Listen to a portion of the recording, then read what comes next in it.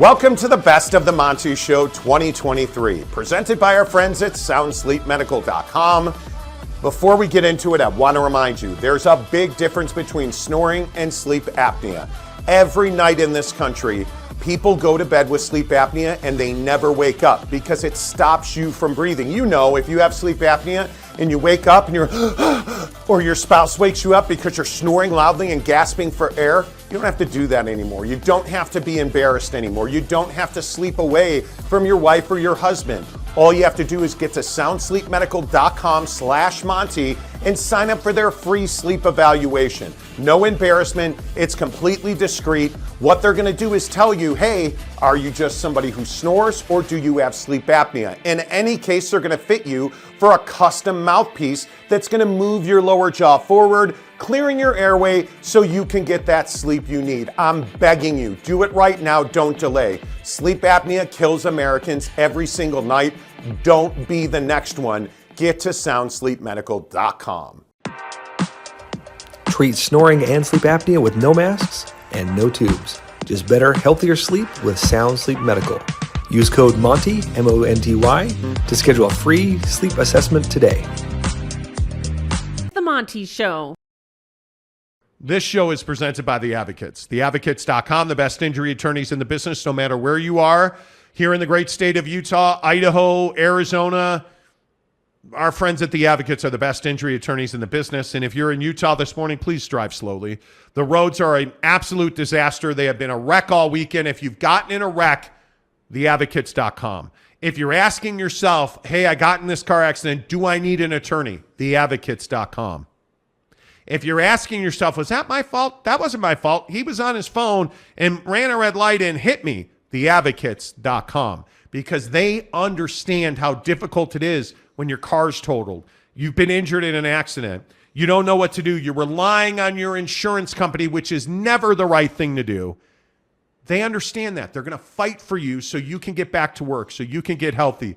They'll defer your medical bills. You never reach into your pocket for representation at The Advocates. See, because you don't pay The Advocates a penny until they win your case at theadvocates.com.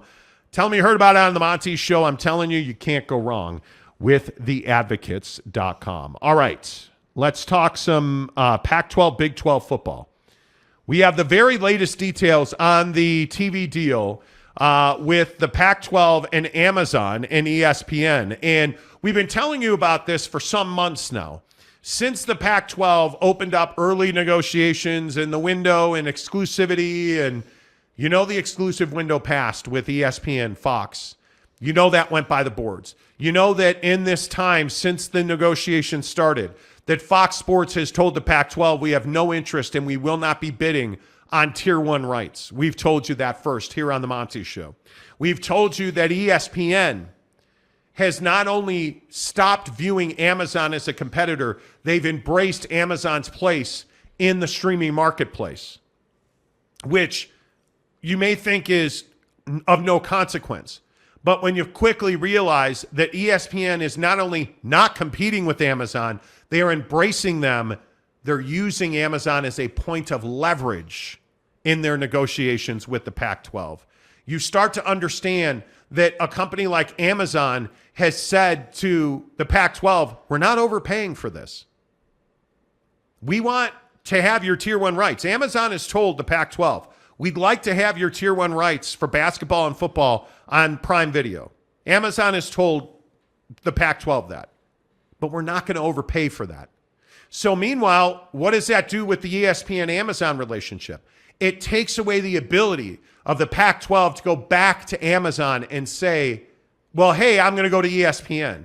Or go to ESPN and say, well, okay, if you don't want to pay, then we're going to go to Amazon.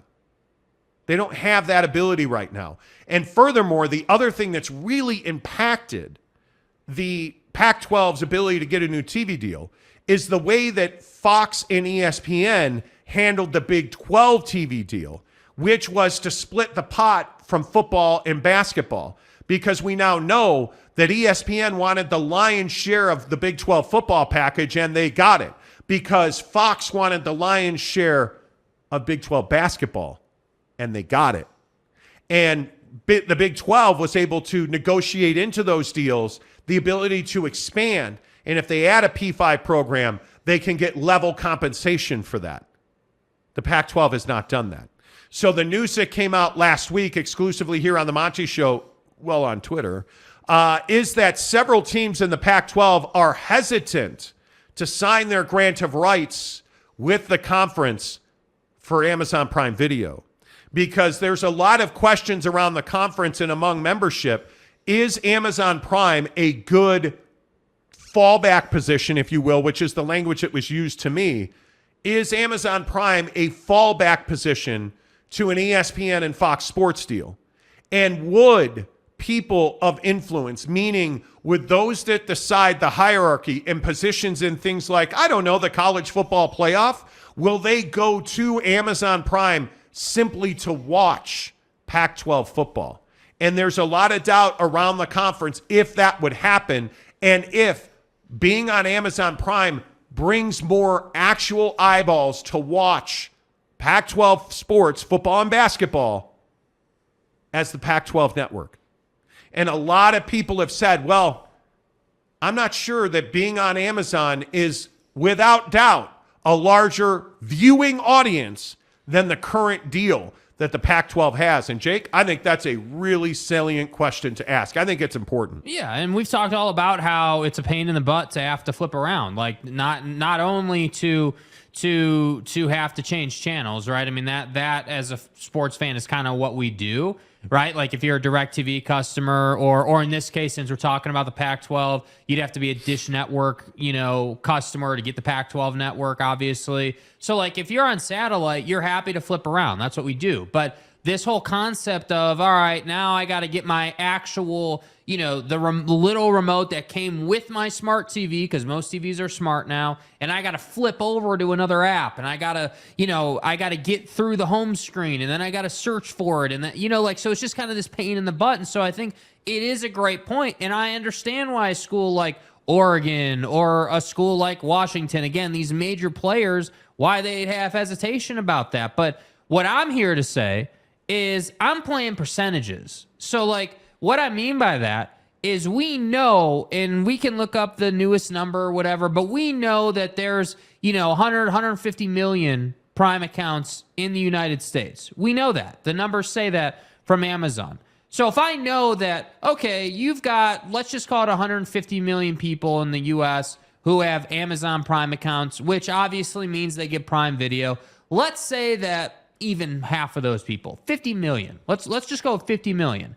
If you get a pool of 50 million people who, regularly watch your Pac-12 content, I would think that would be a good thing. I would think that would be more than you get already. But who's really to say? The problem is that you don't have a strong position.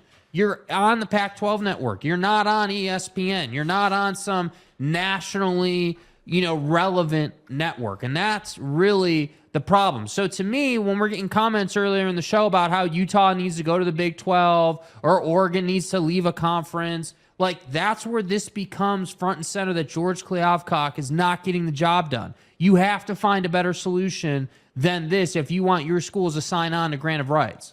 Yeah, and I think that the main talking point here, without a doubt, is Oregon wants out of the Pac-12. That's what this says to me, because sources told us last week that Oregon is leading a group of schools that are balking at an Amazon deal. And I think it is I actually don't think it's a play to get out of the conference, but I think it's a really savvy question to ask. Yeah. And I know it seems ridiculous almost to what you were saying, but there are more viewers available on Amazon Prime Video.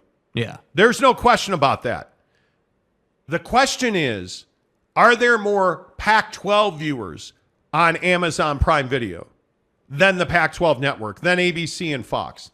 That, to me, is the biggest question, because I don't buy into the fact that just because you have, 144 million Prime accounts, yeah, and all of those have access to Prime Video, I don't believe that you have 144 million Pac-12 football viewers. Well, and furthermore, I'd be curious to know who does Oregon want to view the product, right? Because there's always the conversation in any business model. Hey, what set of eyeballs do I want seeing it? Do I want Like, is the target just to get after replacing the Pac-12, the pure Pac-12 football fan? Or do I want to reach this broader audience that maybe is a Georgia fan, but is really a every week in, week out college football fan? Do I want to reach that person? Well, obviously, yes, you do.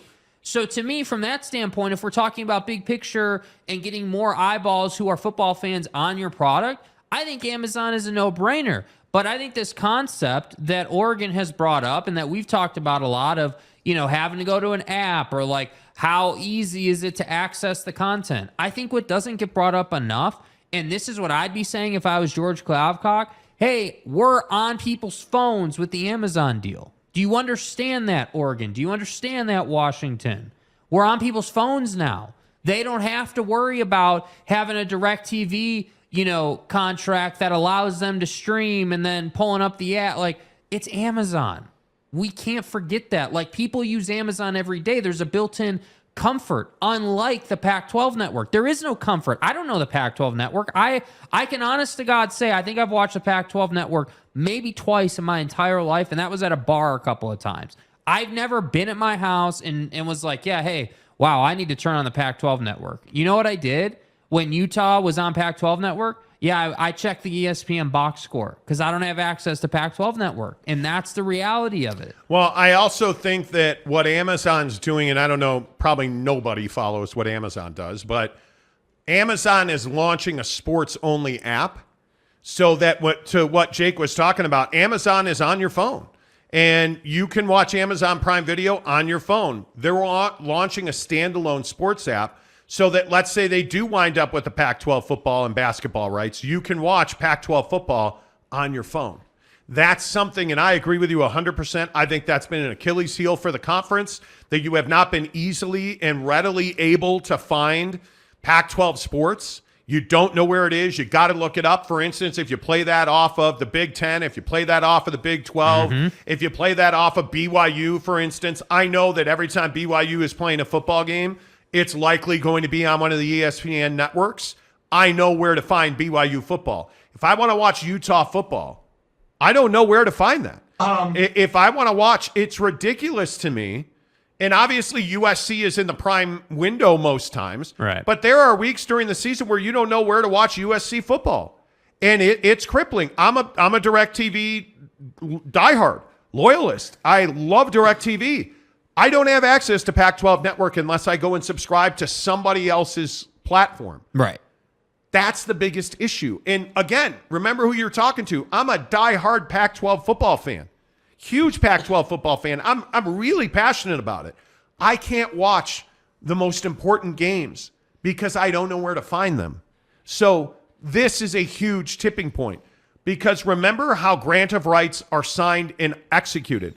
It's a school like Oregon that will sign a grant of rights of their rights for their sports to the Pac-12 conference, who then goes and signs a deal with Amazon. And so what this current situation is, hey, we're the Pac-12. We're negotiating a deal with Amazon. We've come to a deal. Okay, Oregon, here's the deal we've come to. Please sign your grant of rights now. Do something for me. And if Oregon doesn't want to do that deal and they don't sign their grant of rights, there is no deal because Amazon's not doing a deal with the Pac-12 without Oregon. Yeah. And nobody is. And I think the other schools that you're looking at in this situation, if our sources are correct, it is Oregon, Washington, and Cal. And really, when I say Cal, it is the UC Board of Regents who are going to take a real hard look at whatever TV deal the Pac-12 does before they sign off on that deal. And I think Cal is going to get significant oversight on any contracts they sign that are as lucrative as the next Pac-12 TV deal needs to be. I think Cal's going to have a real tough time signing that grant of rights if it's not for certain that more views and more money and more opportunity will come to the Pac-12 members if they do a deal with Amazon. The other problem here, obviously, is there is a domino waiting to fall, and I think a lot of people need to understand this as well.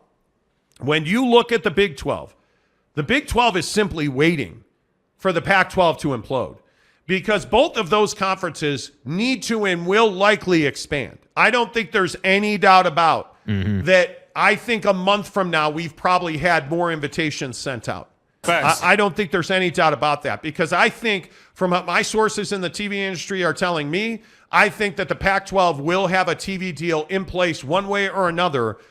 I would say within 10 to 21 days at the latest, the Pac-12 will have a deal in place.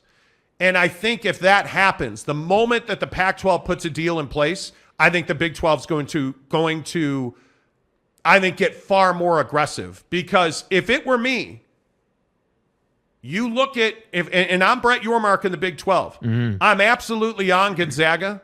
I'm absolutely on San Diego State. I'm absolutely on SMU. I'm trying to add any of those schools. I'm also aggressively on Oregon and Washington. I don't think Oregon and Washington want anything to do with the Big 12. I think Oregon and Washington, if they don't end up with the Big 10, which, by the way, one other story you got to watch, Commissioner Kevin Warren of the Big 10 is a finalist, and I think the likely next president of the Chicago Bears. That's right, T. If Kevin Warren leaves the Big 10, that's one of the prime jobs in all of sports. Yes. I'm curious how that impacts an Oregon-Washington expansion proposal. Because I think once this Pac-12 TV deal brings some clarity, and I think it's before they sign ink to paper, I think if you're Utah, if you're Colorado now with Deion Sanders, you've raised your level of exposure. How are you not looking at Arizona State, Utah, and Colorado if you're the Big 12? Yeah.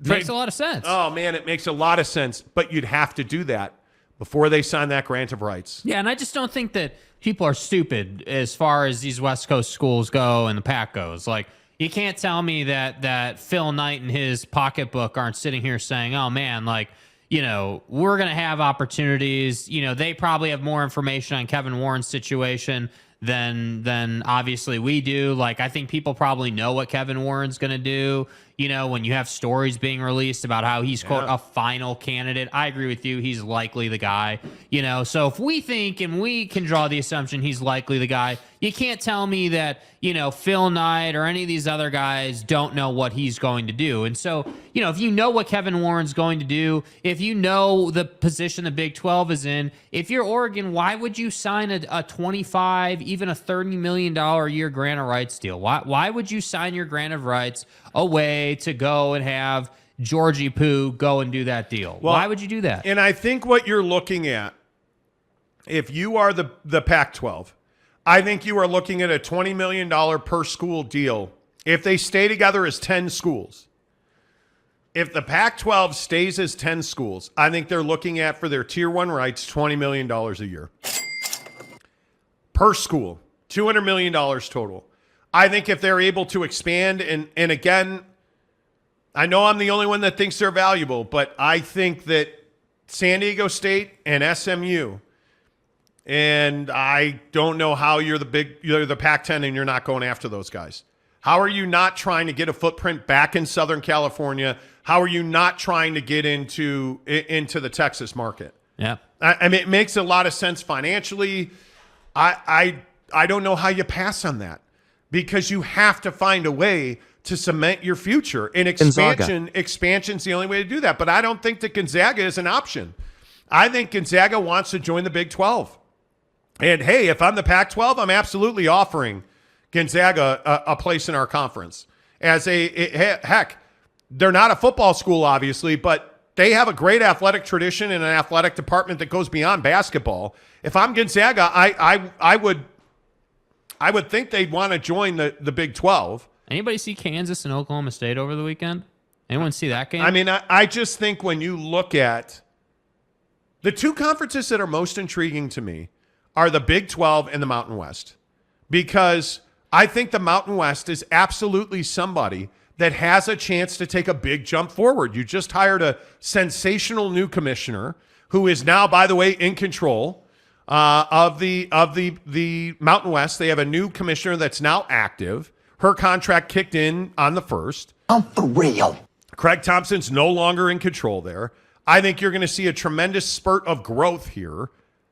If you're the Mountain West, you have a chance to take a big jump forward. You remember where Gonzaga is. They're in the WCC for basketball. And while that's been a fine conference that they've dominated, I think that Gonzaga basketball needs a bigger home. And I think they need to show that they can compete on a national level week in and week out, because there's a lot of people who think that they are already in the tournament because they play in the WCC. Gonzaga. And I don't know how you disagree with that. Yeah. So I'm curious, does Gonzaga play for national championships and play at the level that they've played if they're in the Big 12 or the Pac-12 over the last 10 years? And I got to tell you, they probably don't. Yeah. So it's going to be really interesting to see what happens. All right, let's get your comments in here on Amazon and the Pac-12. Richard McDonald says, not a Pac-12 fan, as I feel they screwed my Cougs for years. Do you really feel like the Pac-10 then 12 screwed your BYU Cougars? I don't think they screwed the Cougars. They definitely looked down their nose at the Cougars, though. Yeah, but without independence, BYU's not where they are now. I think independence was really vitally important for BYU. Richard says, but Amazon is way better than what the Pac has now for watching, in my opinion. The Pac-12 network is a joke. It is a joke. I agree with that. Rick Fowler says, since NFL games went to Amazon for Thursday night, I have not watched one game, and I have Amazon Prime. Well, I got to tell you, you're the only one then, because Thursday night football numbers have been nice on Amazon Prime. Yeah. Thursday night football has done really, and the games haven't been great. But you see what I mean? They're playing they're playing the percentages. The only reason they're getting 13, 14 million viewers on Amazon Prime is because it's Amazon Prime. People already have it. It's easy.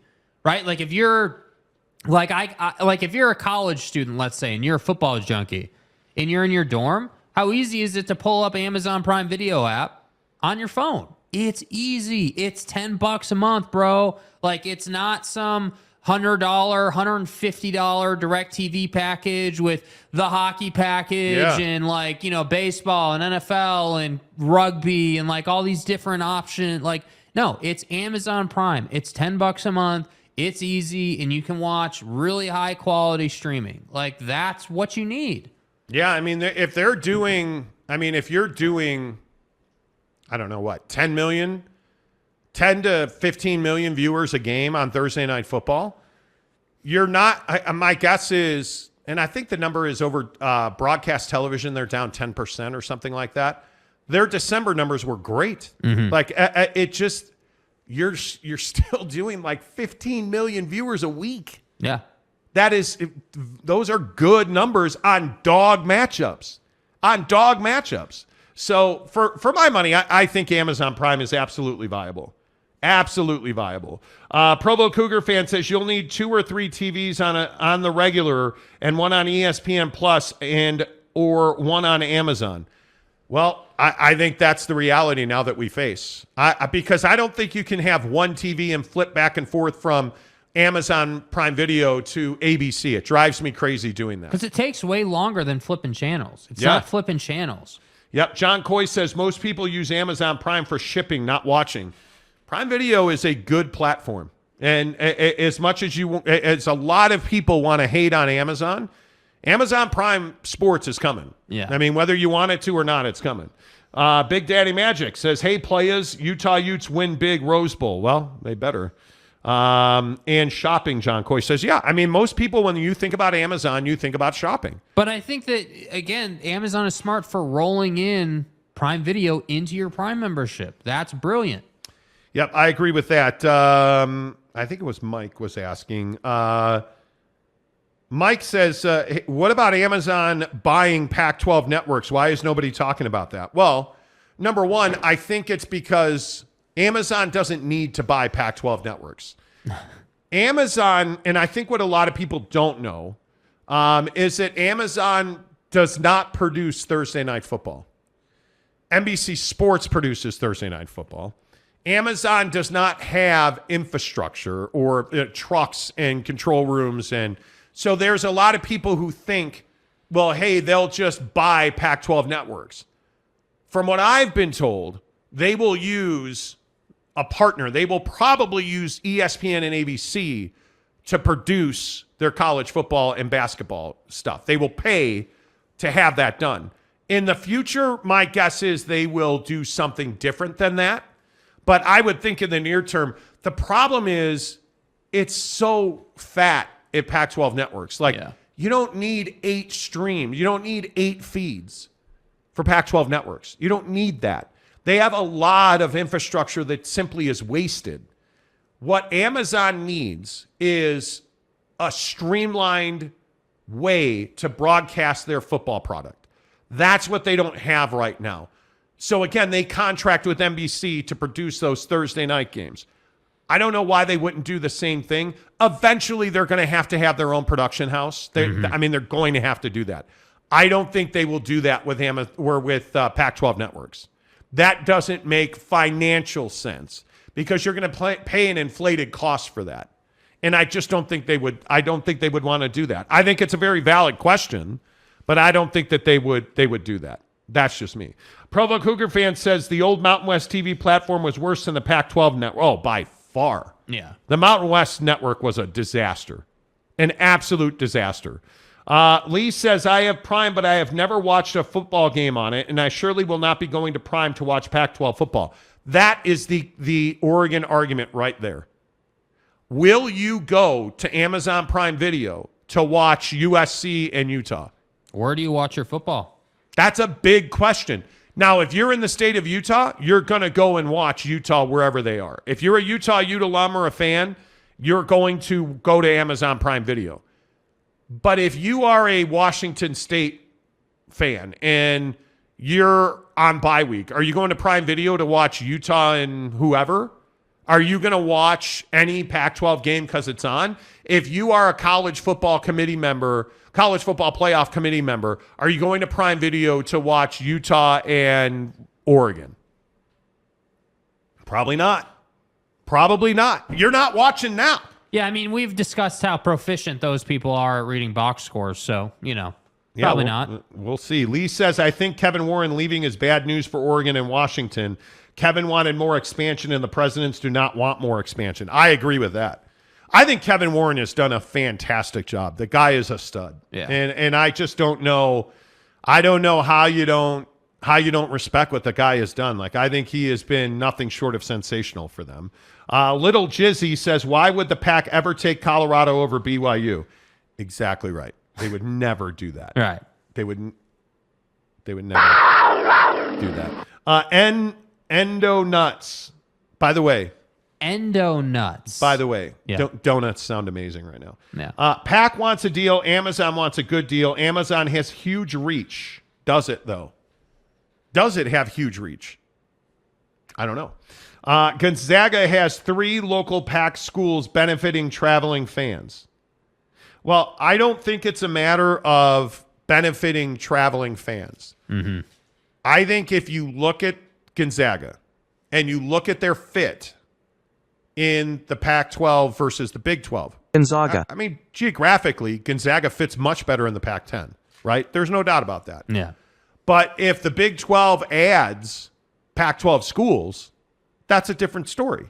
And again, for a school that its athletic department is built on the revenue generated by basketball, and as down as Pac-12 basketball has been, I don't know how, if you're Gonzaga, you're not staring directly at Kansas and saying to yourself, hey, let's get in that conference. Yeah. How are like it makes more sense from a financial standpoint, I think, for Gonzaga to join the Big 12 than it does at Pac-12. Yeah.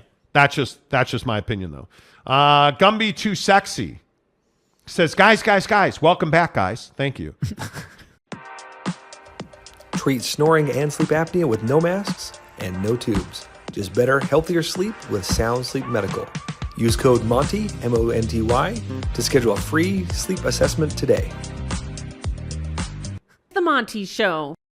I think the Pac-12 story is the biggest story in Utah sports this morning because I think, this story that we broke yesterday on Twitter, that the Pac-12 and ESPN remain far apart on a deal for ESPN to be the tier 1 partner for Pac-12 athletics. They're not close. The Pac-12, by some accounts, has asked for as much as $45 to $50 million per school per year for tier 1 rights.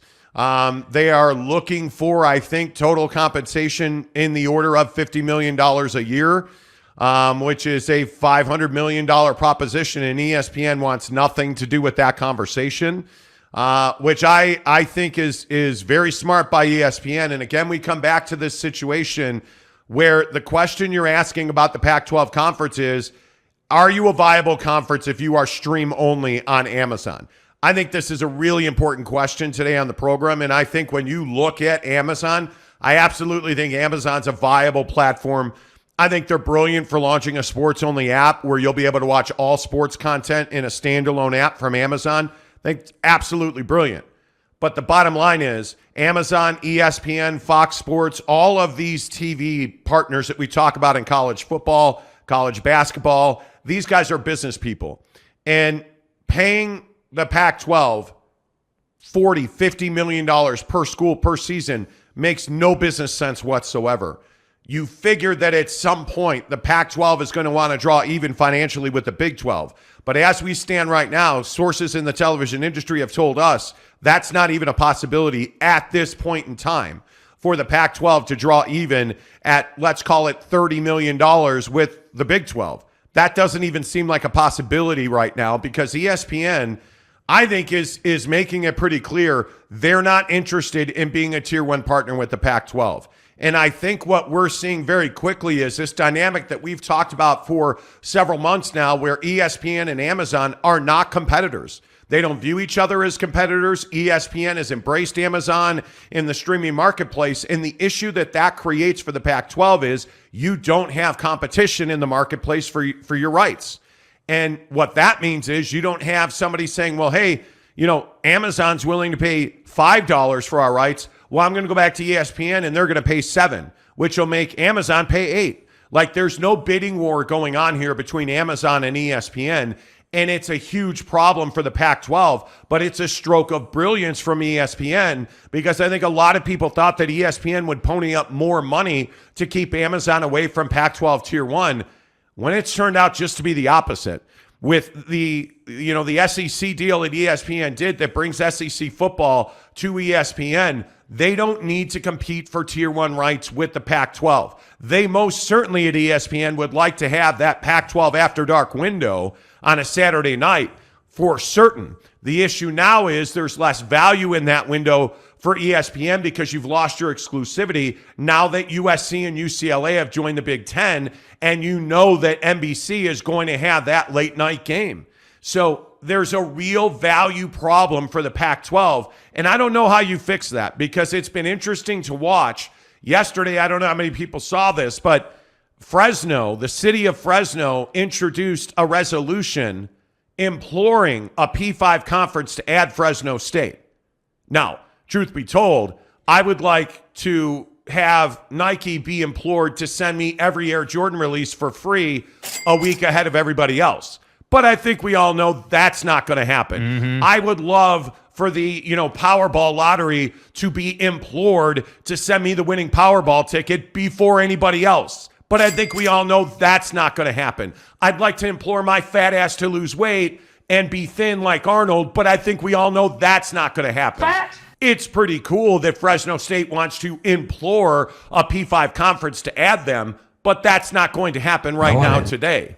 And as much as the city council and the all-powerful mayor of Fresno would like it to be, P5 conferences don't operate on Fresno time. They operate on Tuscaloosa time. They operate, if we're being honest, on Athens, Georgia time.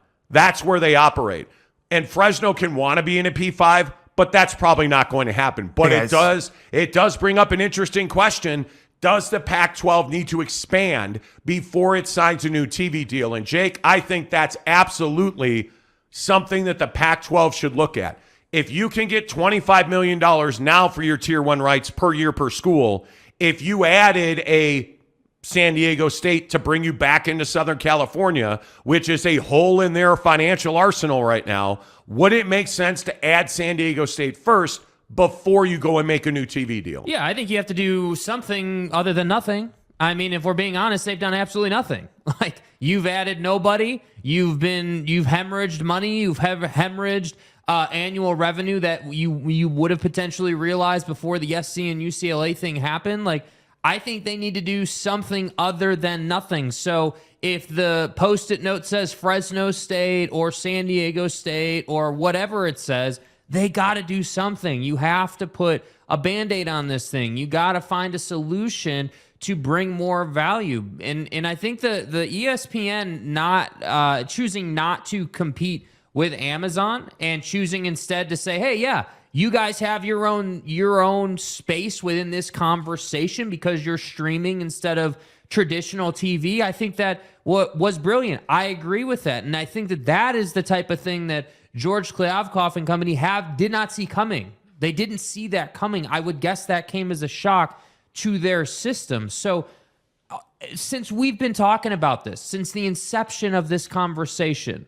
I've been waiting for, hey, George Kliavkoff and the Pac-12 finally added somebody. They finally, brought more value to their conference, but they still haven't done that. Yet here we have the Big 12 getting TCU into the college football playoff final, the championship game, the national championship. The Big 12 has beat you to that. And that, to me, is the best indicator of where the landscape is at right now. Meaning that the Pac-12 isn't going to realize $50 million a year in their TV deal right now. There's just no path to that. And frankly, every day that goes by and every day that we get, hey, the mayor of Fresno is trying to join the Pac, I really feel like that hammers home that the Pac is kind of desperate. And you do get the Canzanos and the Wilners of the world and all these other writers who want to say, oh, the Pac-12 is fine and we're the conference of champions and we're the best. And that's just not true. But doesn't this go back to the argument of,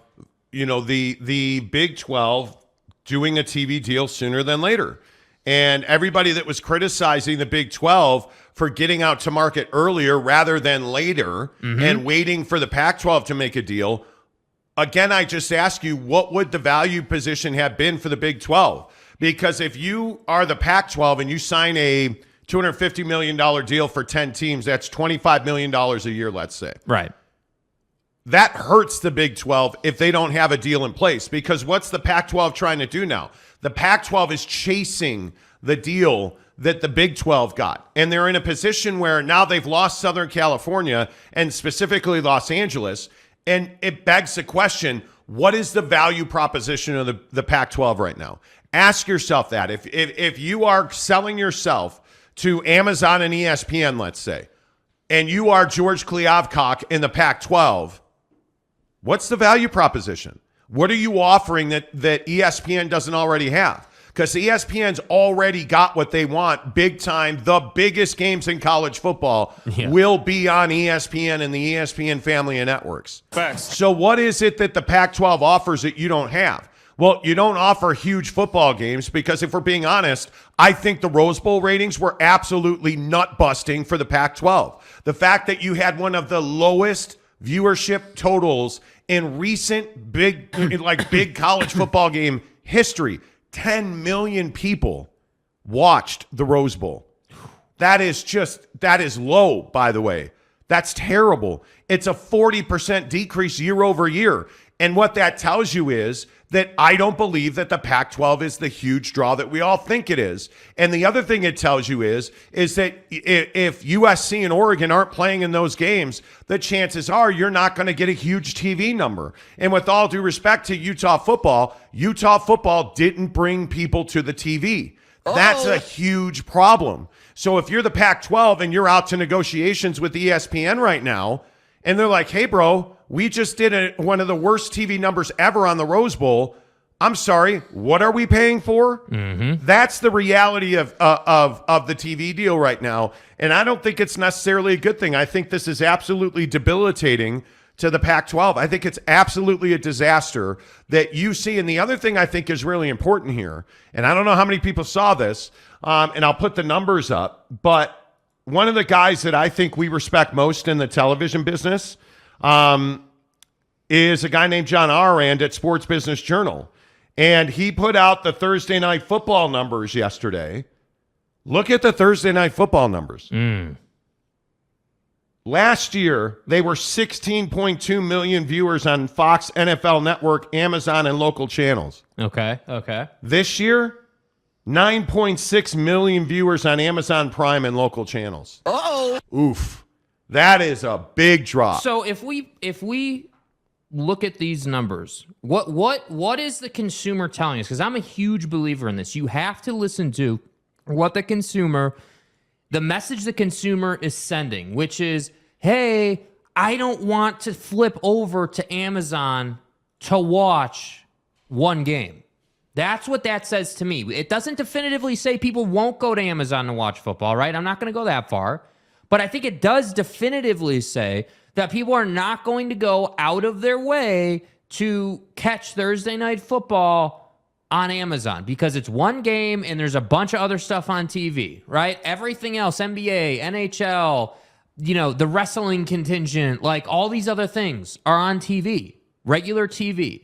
So that's what I think those numbers say. But I think when you take those numbers, you then combine those numbers with the Rose Bowl numbers. What are we really saying here? What's the message? The message is, hey, I want compelling football games in a proper time slot that I'm interested in.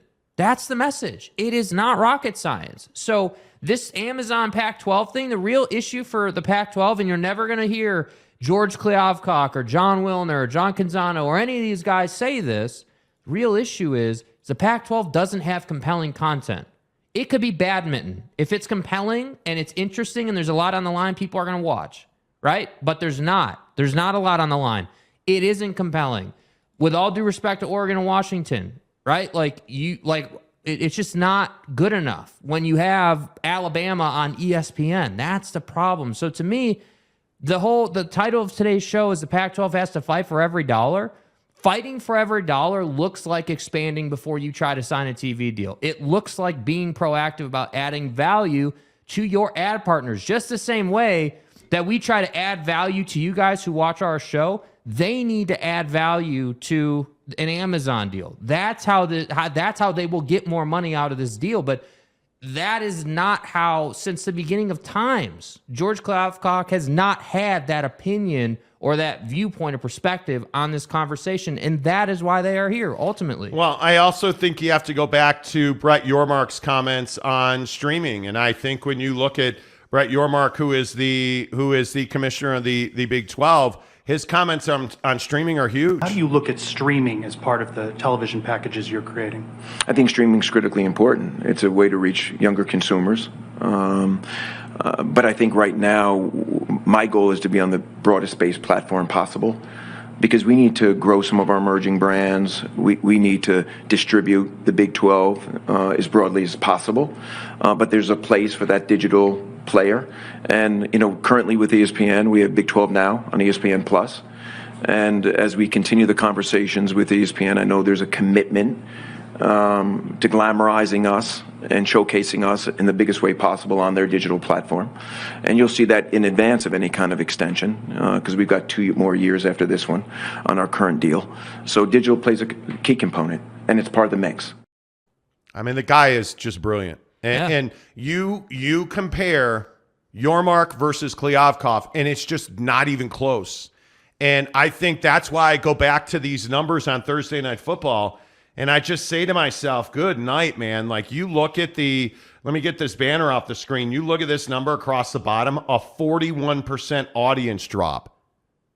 That's not small. And again, I think there's a lot of factors at play, and I think Oran's accompanying tweet on this is really smart. Here's what Amazon's telling people about that.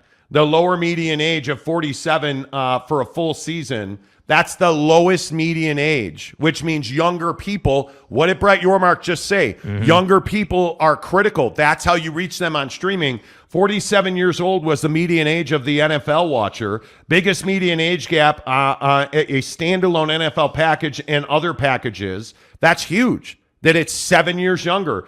Viewership in the 18 to 34 demo was up 11%. That's the younger demo. And what that's telling you is Amazon understands who their customer is. But there's no getting away from the fact that if you're Amazon and you are making other rights deals, you are negotiating other rights deals, you look at this slide right here. Do you really think that the NFL is not more popular than Pac-12 football? And right now, if what we know is 41% less NFL fans are willing to go to Amazon on Thursday night, what is Amazon saying to the Pac-12? I have to believe that Amazon is hedging its bets. I have to believe that Amazon, who as we speak is realigning its business departments, its businesses to get more financially stable. You can't tell me that when they're going to negotiate a deal with the Pac-12 that they're not going to squeeze down, because it only makes business sense. I think the one thing we know about Amazon is they're wildly intelligent when it comes to doing business. And I think what you see with Amazon is they're not just going to throw bad money after bad money. I again go back to this idea that ESPN and Amazon are not competitors. But what do we know about the two? They're both in the streaming business. ESPN, and this may be the best example of this, ESPN was very slow to really adopt streaming on a full-scale basis. They didn't have, for the longest time, they didn't have ESPN Plus. They didn't have the app. And then as soon as they figured it out, they put their foot on the gas. And if you don't have ESPN Plus right now, you're losing. You're plain and simply put, if you are not subscribing to ESPN Plus, you're losing elite content. I think ESPN knows that. And what did you hear Brett Yormark say? Hey, we have, Pac-12 now or Big 12 now on ESPN Plus, and we're going to expand that. Streaming is where you get exclusive content that you're not going to get on TV. Again, we had Kenny Scott, the Utah alum, on the show yesterday. And what did we talk about? He saw Coach Prime. I saw Coach Prime. Where did we watch Coach Prime? We watched Coach Prime on Amazon Prime. And what did it make me do? It made me stay on the Amazon platform longer because Deion Sanders is one of the hottest commodities in college sports right now. That's why ESPN and Amazon don't compete, because you can't compete with Amazon. Their business model is too good. And if you are the Pac-12, do you really think Kliavkoff is going to be able to negotiate around Amazon? Do you really think, if your life depended on it, are you choosing George Kliavkoff to negotiate for you against the behemoth known as Amazon? Obviously not. Because I'm telling you, I'm not. Yeah. And what all of this says is, my sources tell me that Amazon and ESPN are driving hard bargains, and that the Pac-12 is going to struggle based on their current value proposition to get beyond $25 million a year per school. And I think that's a huge problem for that league, because who's signing a grant of rights for 5 years at $25 million? You're telling me your entire deal, those 5 years, your entire deal is worth what each school in the Big Ten is going to make in 1 year. That's what you're telling me. It's a huge problem for the Pac-12. Yeah. A huge problem. The other thing that I think is really important is, are we as sports fans, are we as sports consumers ready to go streaming full time? Yeah, I mean, I think that, I think we want it. The problem is there's not an all in one place. That's the thing. Like we had this conversation last week, I think it was, where, for YouTube TV, you have this limitation or that limitation, but YouTube TV is adding Sunday tickets. So now it's like, oh, okay. Now I'll be able to buy individual games, that? or what if is I want, that? yeah, That's called value. Yeah, it is. That's a value proposition. It is. It's a value proposition. The NFL gets that, and I think that YouTube TV to me is the closest thing we have to an all-in-one. I think they do a phenomenal job. Yes. I think there are, obviously there's always going to be this channel or that channel that's not included, but for me, my needs are not sophisticated. I'm not looking for some ridiculous package. What I need is sports, and I need, like, the problem with Fubo, as an example, is they don't carry TNT. But what did we do yesterday afternoon here? We were working with some clients, doing some sales stuff, and we're sitting here, and I said, hey, can you flip on FanDuel TV? I want to see FanDuel TV. And we flip around on YouTube TV, and there it is, FanDuel TV, right there, live and in front of you on the set. Like, I think YouTube TV gets it. I think they understand that the NFL is a value. And when you look at the numbers again, and I'll put those numbers back up on the screen, you look at these numbers right here, I don't believe this is Amazon's spin. I think these are facts. Mm-hmm. I think I tell you every single day on the show, we're not on the radio for a reason. Because that's not where our consumer has told us they want us to be. Our consumer has told us they want us to do live streaming video every morning, and you're on YouTube. Look at these numbers. What is the consumer telling the NFL? The younger consumer, 18 to 34, is a massively important demo. It's millennials, and it's Gen Z, or Gen X, excuse. I don't know, what is it? Gen Z? Gen Z, excuse me. It's 18 to 34 is Gen Z and millennials. Yeah. Those are the people that have money.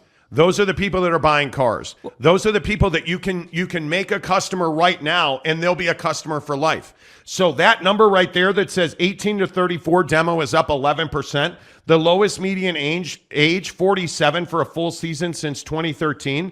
Guys, that's the money demo.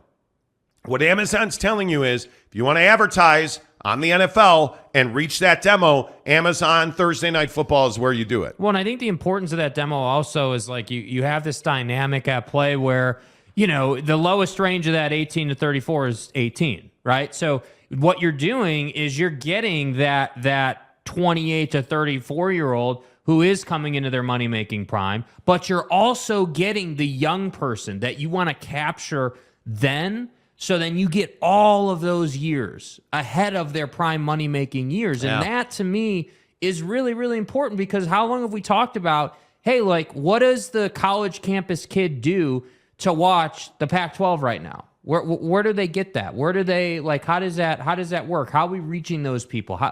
That's a great question, You know what I mean? Like, you have all these people who are working their ass off to get these degrees, and they're on campus every day, and they're doing all these great things.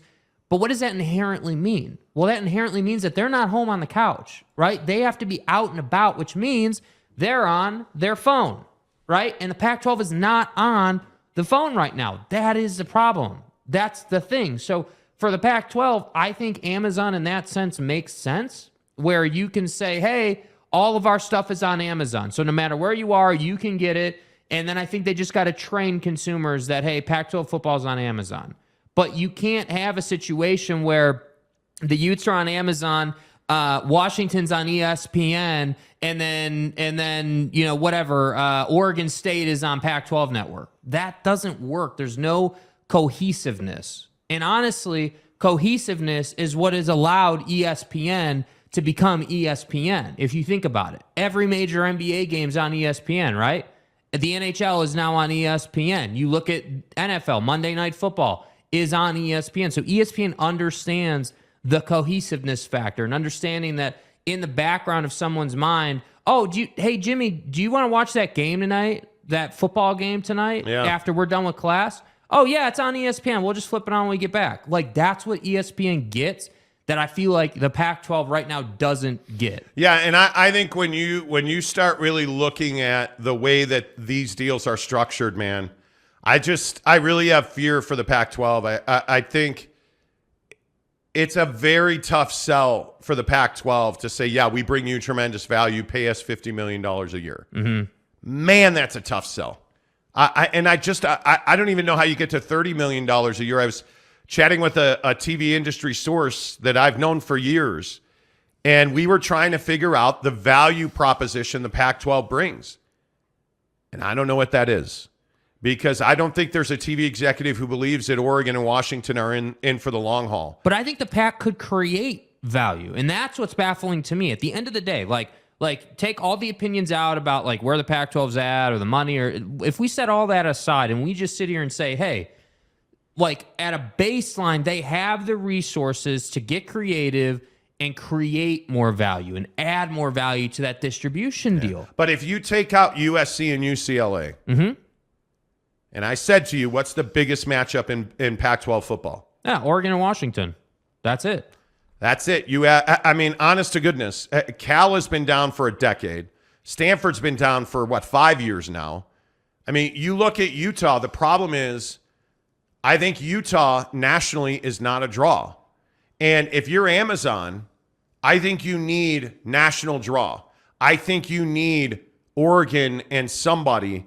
Oregon USC is a national draw on a Saturday night. If I am AP voter in Tuscaloosa, Alabama, I'm probably flipping on Oregon and USC to fall asleep to. Mm-hmm. If it's Oregon and Cal, am I really flipping that on to make sure I see that game? I'm probably not. I mean, I'm probably if it's Washington and Fresno State, let's say. No. You're going to get Seattle, because I think Washington fans are great. Washington State fans are great.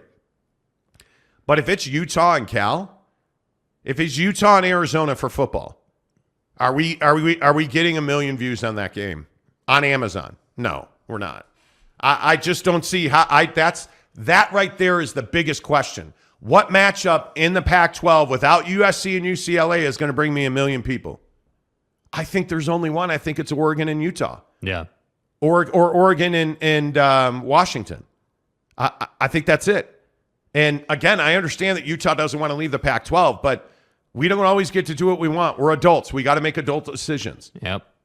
If you're Oregon, you already know you're trying to get out. You're already trying to get to the Big Ten. You already know that. How much money are you going to have to give back? And here's the real question. I don't know that anybody really talks about this, but I think it's a really salient point. If you're Oregon, are you willing to take $25 million to stay in the Pac-12? Or are you willing to take, I don't know what, if you're Oregon and you want to get into the Big Ten, you're going to have to pay to get there. Right. So instead of getting $100 million, you're new into the conference, we're only going to give you 70 instead of 100. Okay.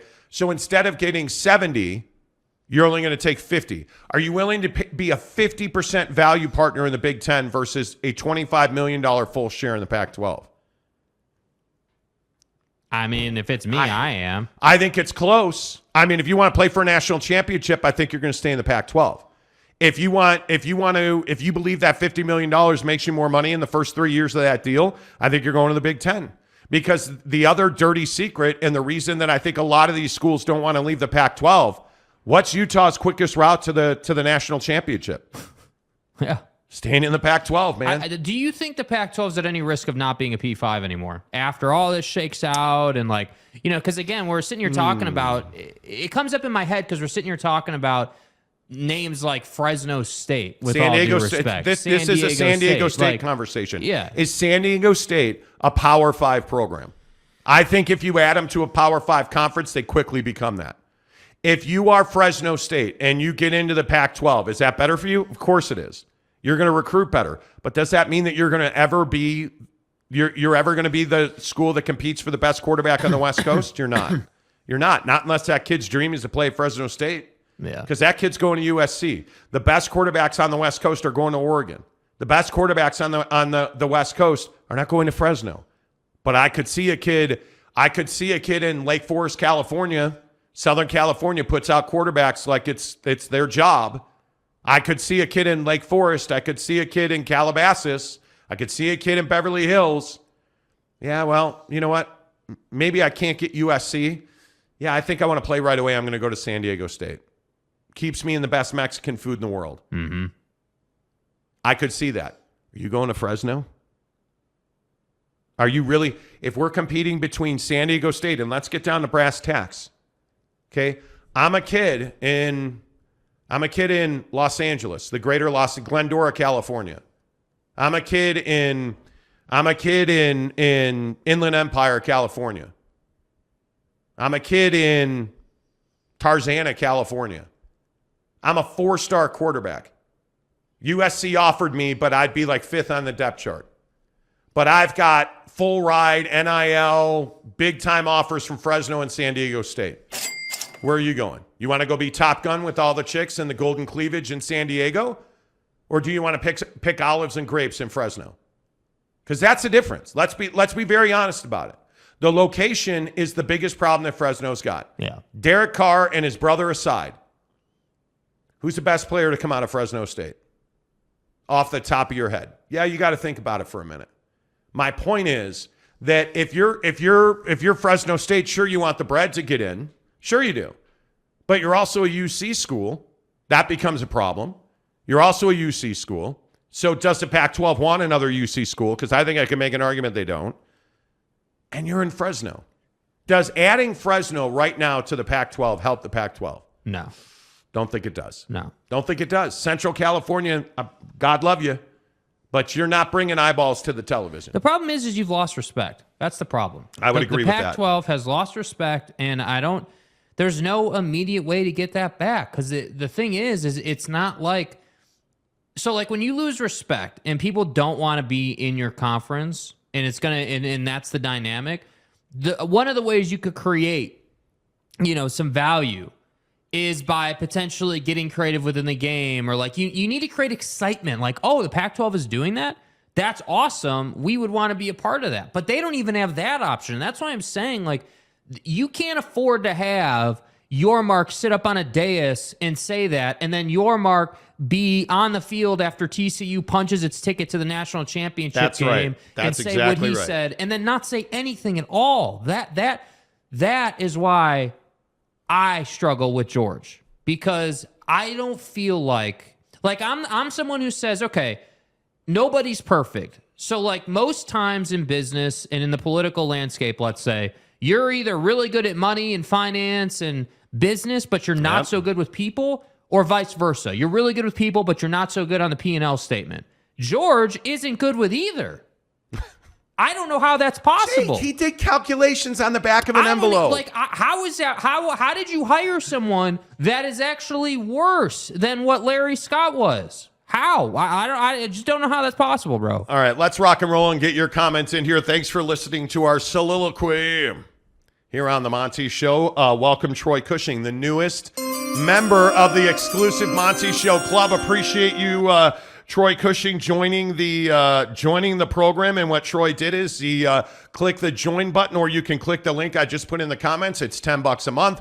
It gets you exclusive access to our content every day. We put a brand new video in the membership only category every single day. Yesterday, you got it first that the Jazz are back involved in a John Collins deal. Last night, we all were chopping it up about the Utah Jazz in our exclusive Instagram group, watching the game together, talking about it, giving opinions.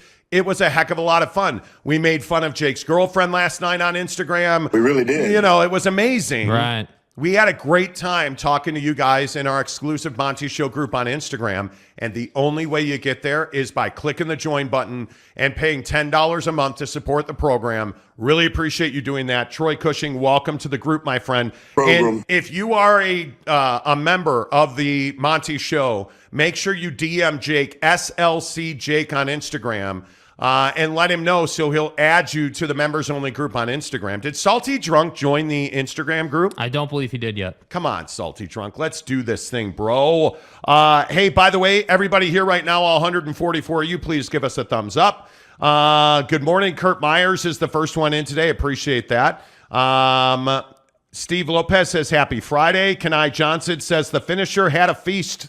23 Laurie. Yeah, we'll talk a lot about the finisher coming up here in about 22 minutes at 7 o'clock if you're watching the show live.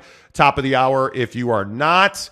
New York Monty fan, what's up? How are you, bud? Good to see you. Happy to be back. Finally, the Jazz snapped the losing streak. They did. Yep. Absolutely, they did. Rick Forster says, how about them Houston Cougars?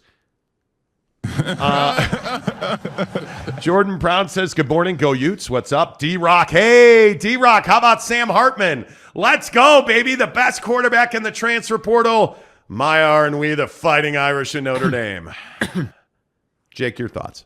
No comment. Didn't think so. Josh Lovern, good morning to you, Coach. He says, is Disney trying to sell ABC and ESPN? I believe they are.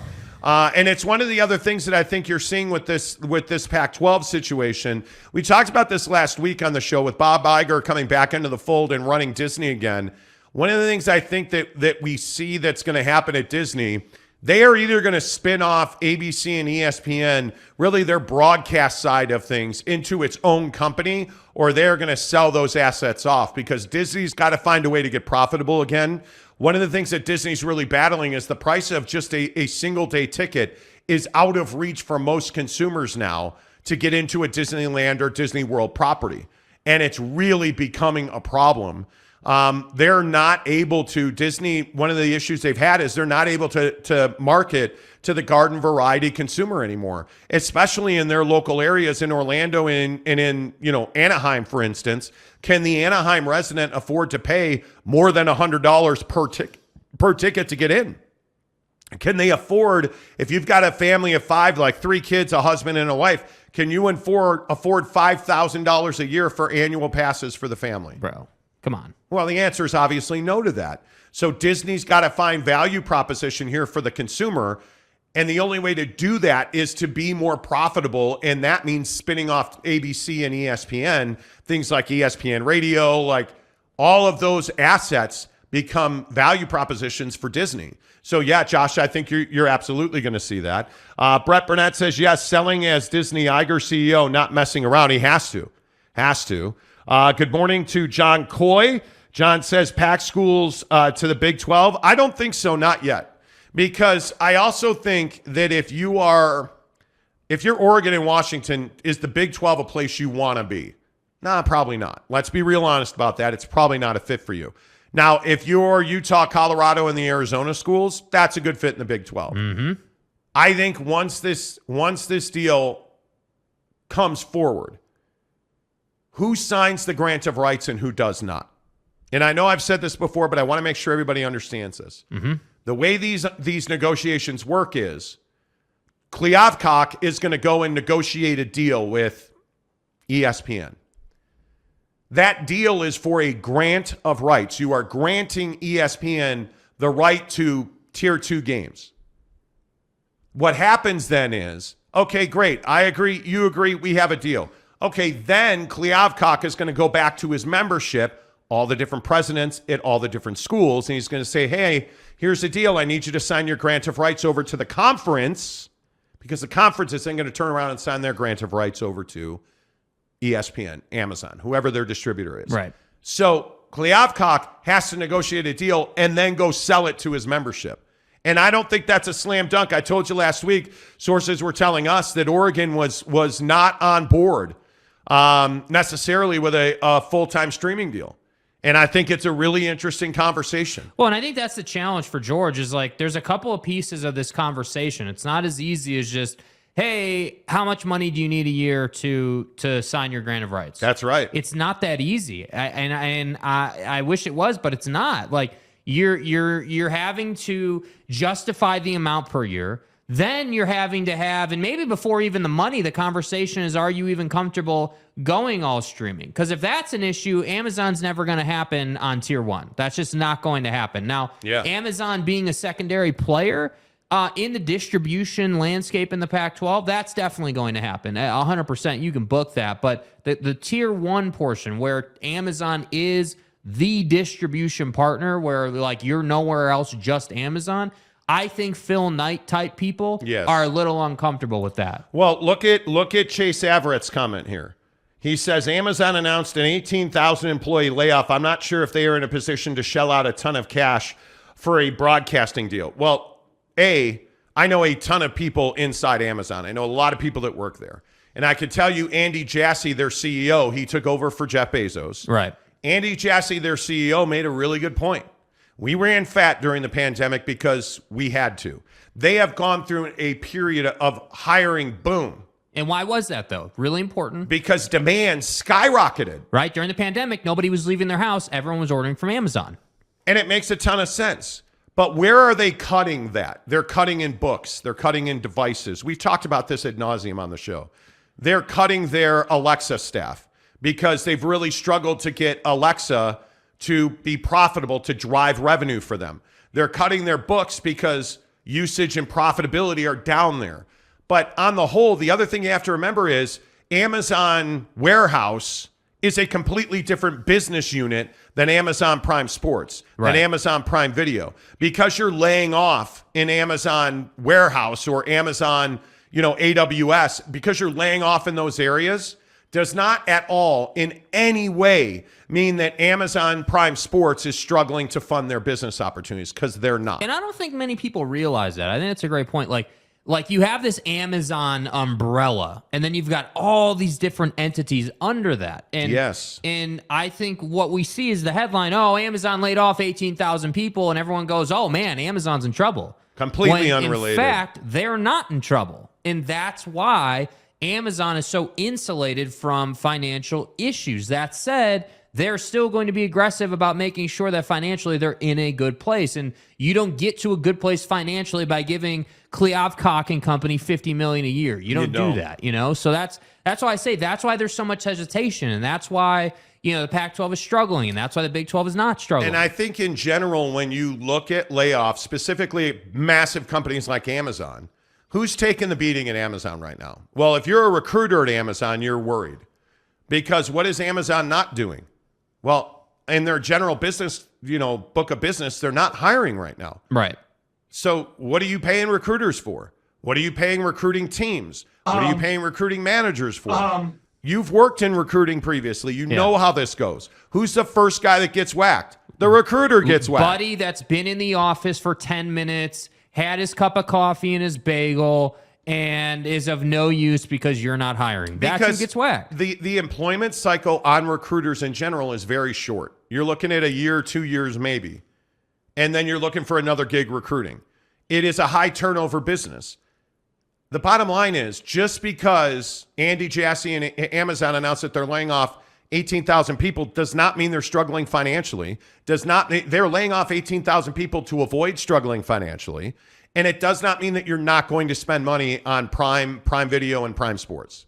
So I would hold on with that. Provo Cougar fan says, take a part-time job parking cars at Disney and get your family into the park free all year long. Some blackout dates, but 300 plus days a year. Yeah, you could do that. But you shouldn't have to do that. You know what I mean? Like, it should be reasonable. I'm not saying it should be $5, but like it can't be $100 a person. Yeah. Like, let's get back to trying to. I remember the $50 days. That was affordable. Yep. Let's see. Sparsh M says, LOL at the people that think job cuts are to save money. No. Cutting costs helps with expanding underlying projects. Same thing they did with AWS, cut a ton of jobs. Yeah. You don't become Amazon by being stupid. Amazon, they operate at a very high level business-wise. And so it's not something where you're like, oh, yeah, I don't know what I'm going to do here. That's just not the reality of it. Hey, welcome Teddy Wayman to the exclusive membership club. What's up, Teddy? Appreciate that, my guy. Good to see you. Yeah, Teddy, by the way, where have you been? He says, morning, guys. Haven't been around yet this year due to my grandpa passing. Oh, no. Man, Teddy, I'm sorry to hear that, bro. Oh, Teddy, I'm sorry to hear that, man. He says, still love the show. Man, dude, I'm really sorry to hear that. Very sorry to hear that, Teddy. 2023 is hitting hard, bro. Yeah, it is. Have you guys heard about this Peyton Hillis story? You remember the running back Peyton Hillis? Yeah. So Peyton Hillis is in Florida with his kids, and one of his kids almost drowns. So Peyton Hillis jumps in the water to save him and almost drowns. He is in intensive care fighting for his life. Now, they say he's making pretty good recovery, but he is dealing with organ failure, including lungs and kidneys. But apparently, Peyton Hillis damn near died. He was life-flighted by helicopter in intensive care. Like, this has been, between that, the DeMar Hamlin story, like this story in Enoch with this family, like, I mean, this has been a really tough couple of weeks to start the year. So be cool out there. Teddy, I'm thrilled to see you, man. Hope you're doing well. Brett Burnett says, Amazon steals from its third-party sellers. Why they in good position? I don't think Amazon FBA fees are keeping Amazon afloat. Yeah. Not thinking that's the deal. Let's see. Brett Burnett says Disney got hosed by COVID and the crazies. They did. Yes, they did. Absolutely. I'm sorry, I read that one already. D-Rock says excellent point. Chase Averett. Forward-thinking trucker says UTSA to Pac-12 is not good. We ain't going to see nobody but maybe Oregon. No, I don't think that UTSA is a fit. I will just go back to what I've said for 6 months. I heard it yesterday. SMU and San Diego State are the two most sought after programs in college football expansion right now. Mm-hmm. People want San Diego State. People want SMU. And everybody in the Big 12 always says, oh, my God, SMU, they're tiny. Everybody's fighting. Why is SMU? Because they've got boosters, they've got money, and they've got tradition. I want it. And by the way, they bring you more of the Metroplex. Taxes. That's why. The Monty Show. We are talking about Dan Patrick reporting that the Pac-12 is interested in San Diego State, SMU, Boise State, and UNLV, which, again, I don't think either one of us believes. Congratulations, but that's bullshit. And again, I like Dan Patrick. I respect Dan Patrick, but you cannot tell me that the Pac-12, Jake, is after UNLV. Yeah, and here's my problem. Dan Patrick has not exactly been burning the house down with his reporting on this story the entire time. I mean, this is very much one of those shot in the dark type tweets. And again, I always point it out, and I only say it because we see this rather consistently in the media. There will just be a random guy on a random day who decides to open up his phone and you tweet things like, hey, long shot possibility of UNLV and Boise State. Now, I'm not saying that's just a ridiculous, never going to happen take, but what I am here to say is that the Pac-12 is not at a point where they're considering Boise State in UNLV. Now, That's SMU right. and San Diego State, sure, okay, cool conversations, but I am not going to sit here and be like, well, it's Dan Patrick. He tweeted it. It must be true. No, I'm not saying that, because Dan Patrick, while, yes, an absolute legend in the sports talk radio game, love what he's done, love it all, right? Totally respect him. He is not a savant on this topic. He doesn't have a great track record on breaking news either. Yeah, and my thing is, it's like, all right, I look at the guys who cover it with regularity, and I think that Dennis Dodd is pretty credible. You look around at the Ross Dellingers of the world, obviously the Marshands of the world, like, these guys, the names that are rather credible. And Boise State and UNLV, to me, while I think it's ridiculous to bring them up, I just think logically they don't work in the Pac-12 right now. And we've gone round and round about it on the show today, but that's why I thought the tweet was rather out there, because it's just like, dude, like, again, no slander to Boise State or UNLV, but they're just not fits with where the Pac-12 is at right now. And that's why I think the tweet lacks a little bit of steam. And the one thing I will say is we've heard pretty repeatedly that the Pac-12 has done a lot of work to evaluate expansion candidates. And I think the one that you have consistently heard is San Diego State, and again SMU, which we've been over that bridge already. Mm-hmm. But I just think it's a pretty interesting conversation. Kevin Mott gives us a $50 tip. Thank you, Kevin. Appreciate that. You, man. Appreciate that very much. While you guys are here, please hit the like button. And just Kevin, so you guys know, all those tips go to infrastructure on the show, or like, that we're not going out and buying golf balls with those. I mean, the new rap, going to Big 12 Media Days, like all those, that's where all that money goes. Kevin Mott says, don't sleep on Will Howard and my Cats, baby. Back-to-back Big 12 champs. Texas is overrated. Good luck on your way out with every school circling the game on their schedule. Well, Texas Bro, you are not wrong. Texas is always a big game, but we talked about this on the show yesterday about the fact that Texas always disappoints, and I think this is Steve Sarkisian's best last chance to be a prolific head coach. Mm-hmm. If he fails with this level of talent, my God. Yeah, well, and I think that point about every team circling Texas on their calendar, doesn't every team do that already? Like, maybe the Heat's turned up a little bit because you're going to the SEC, isn't that who you are? Yeah, I mean, that's who Texas You're is. Alabama, you're Georgia, you're Ohio Ohio you are State, the hunted. You're Michigan. Like, you are the teams that teams want to beat. Yeah. Every single time. Like Texas is that team in the Big 12. Like, if you're TCU, let's say last year, you're looking at Texas and you're like, damn, if we can handle Texas, man, our resume is going to look good. Damn, we're Texas. If we can handle Alabama. Yeah, right? Like, that's the name of the game. So that's why I say, like, I don't even disagree with you, man. But I think Texas, with all due respect, is circled every single year, which is why I think that Texas, disappoints every year, because they get every single team's best every single week. I am interested to see what K-State is, but again, TCU. Is TCU a Big 12 championship contender on July 7th? How far is the fall going to be? Because they lost a lot of talent. Yeah, but talent that made difference-making talent.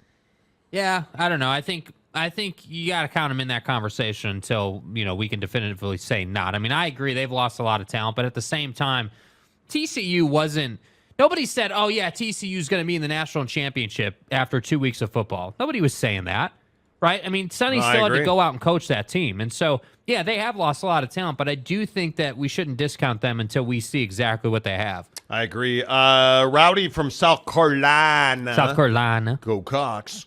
Zero chance Pac-12 gets to $20 million a school after losing SC and UCLA, and everyone knows Fox lost $300 to $400 million on the Pac-12 network.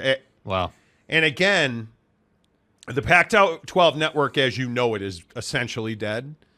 I think this pie-in-the-sky idea of selling lock, stock, and barrel the Pac-12 network, I don't know how that gets achieved. Two, I don't know that. I think it's far-fetched that they get over $20 million. Mm-hmm. We've repeatedly heard high 19, call it $20 million. Repeatedly heard that. Yeah. And we've heard now Jim Williams at Forbes the other day was tweeting about regional deal. It's always been a regional deal. But we've told you repeatedly that we've been told by just about everybody and recently that Ion Scripps is out on the Pac-12. Yeah. Ion Scripps is not in the Pac-12 Derby. Yeah.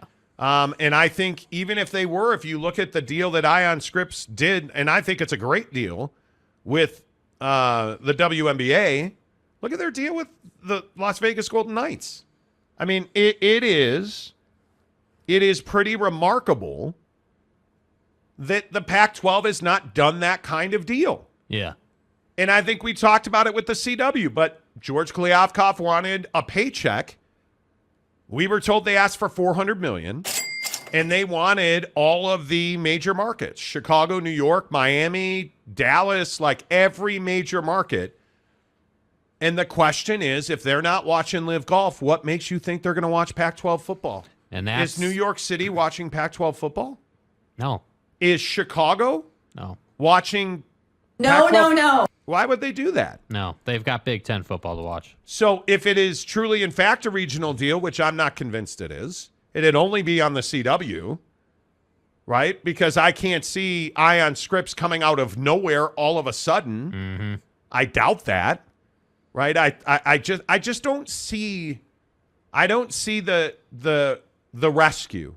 I think the likely scenario is that the dark horse remains NBC Universal, because I think USA Network has become a sports channel. Well, and the Comcast situation.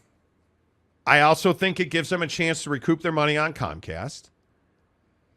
I think there's going to have to be a streamer that steps in, although I asked this week again and was told that Amazon's not a player right now, and that really only leaves Apple TV. You see what I mean? How the Pac-12 doesn't have any. They don't have a get back tool. They don't have like, hey, like the SEC's got. Hey, we've got Nick Saban in Alabama or Kirby in Georgia or what? Like we've got these brands that are must watch for a college. Like they have that to lean on, right? So does the Big Ten. So does the Big 12. But the problem is that the Pac-12 doesn't have that thing that can light the fire on conversation. So George just had to just go out and be brazen about it, and that's why they're here. Yep. Brass Balls says, in no reality that I've been to is Boise State or UNLV a member of the Pac-12. Yeah. I agree. Bryce Martin says K-State does have a great chance to repeat if they can replace the pass rush. I agree. Truck Stop Gumby, all Texas, no back. Okay. Yeah. EMAW. Email. I don't know what that means. Bob Holsey says all those tips go to more Normans on the wall. Well, wall could be changing. Wall could absolutely be changing. Jeremy Callahan, Texas has been getting their horns kicked in for so long in the Big 12. It has become pretty commonplace. Yeah, I know. But I'm going to drink the burnt orange Kool-Aid, bitches. Mm-hmm. Dude, with this talent, how do you lose? Honest to God. There, and usually in college football, the more talented team and this coaching staff, no, I'm not doing it again. U.S. Mail says all horn, no long. Hey, you start talking shit. Okay.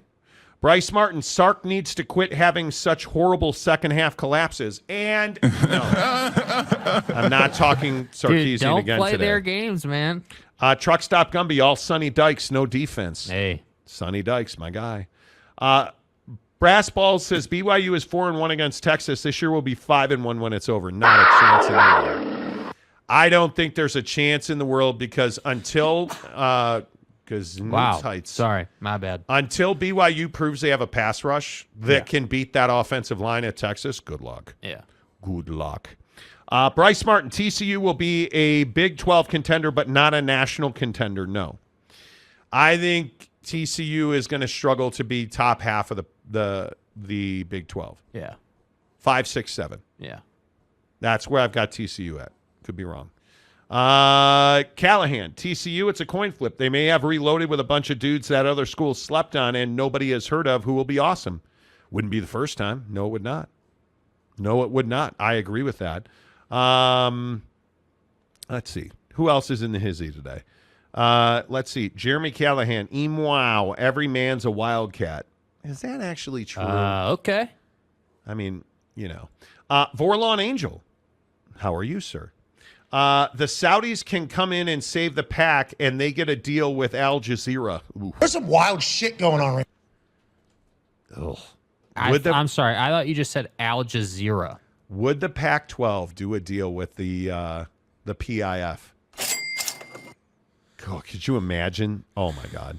Truck Stop Gumby says, bless you, Jake. Thank you. Thank you for the sneeze. Thank you. Jeremy Callahan, Texas lost to Kansas when they were horrible. Do you count BYU out? Do not count BYU out. I think BYU is going to fight hard. But again, I am a big believer that talent wins. Yeah. Talent wins. And it's when we talked about this yesterday, it's what I say about Kansas. It's what I say about Texas. Oklahoma remade that roster. You look at Deion in Colorado. The difference is when you have that much talent that you brought in that's new, you better have a coach who knows what to do with it. Mm-hmm. Lincoln Riley at USC knows what to do with it. I would agree with that. Right now, can they figure out how to cover the middle of the field, which they have never done under Lincoln Riley? Well, let's find out. But my guess is they will be. I think USC is going to be a handful. I would suspect that USC is going to go to the college football playoff. Yeah. Because you have, in college football, do you have a quarterback? Oh, you do? All right, cool. Can you play defense? Oh, you can? Okay, cool. See Utah. fucking A. Right? It's true. I mean, it's absolutely true. Does Texas have a quarterback? Yes, multiple quarterbacks. Can they stop people? Yes. Do they have a coach? Maybe. Yeah. Does Steve Sarkisian blow his own feet off? Let's find out. My guess is he will not. Catch me outside. How about that? He's been in this exact situation at Alabama. Yeah. I think, and I'm an idiot who wants to tell me, hey, man, who wants to break the news to Monty? He's a fucking idiot. Roll Tide! This is the year that Texas, because how apropos is it? Texas is leaving the conference. Right. There's a lot on the line. There's a lot. Sark might want to figure it out. I think he will. And I think he will figure it out. I truly believe he will figure it out. Yeah. I'm an idiot. We get it. Gabe H. Texas will beat Alabama. The problem is that game's at Bryant Denny. Yeah, good luck, dude. That game's at Bryant Denny. Saban. Tuscaloosa's on the wall. Yeah. That game's at Bryant Denny. Mike Maples, Mapinator, how are you? Talent wins if you have a proven QB, hence why BYU was picked 11th and the Niners aren't in the Super Bowl, aren't Super Bowl favorites. Well, I also think that Brock Purdy's elbow ligament has something to do with that. Yeah. And Keaton Slovis has a lot to do with that. Why would you not call it Finnegan? Because Keaton's the name. Because Keaton was the guy you brought in through the portal because you thought that Cade wasn't good enough or wasn't ready. I don't know. I mean, why else would you go there? Because and maybe some of it is that they know BYU is going to get that ass kicked this year. Like, it's going to be an incredibly difficult year. And I'm cool. I mean, if that's the take, I mean, if that's the strategy, not to get totally off the rails here, but if that's the strategy, hey, we know we're going to get smashed this year.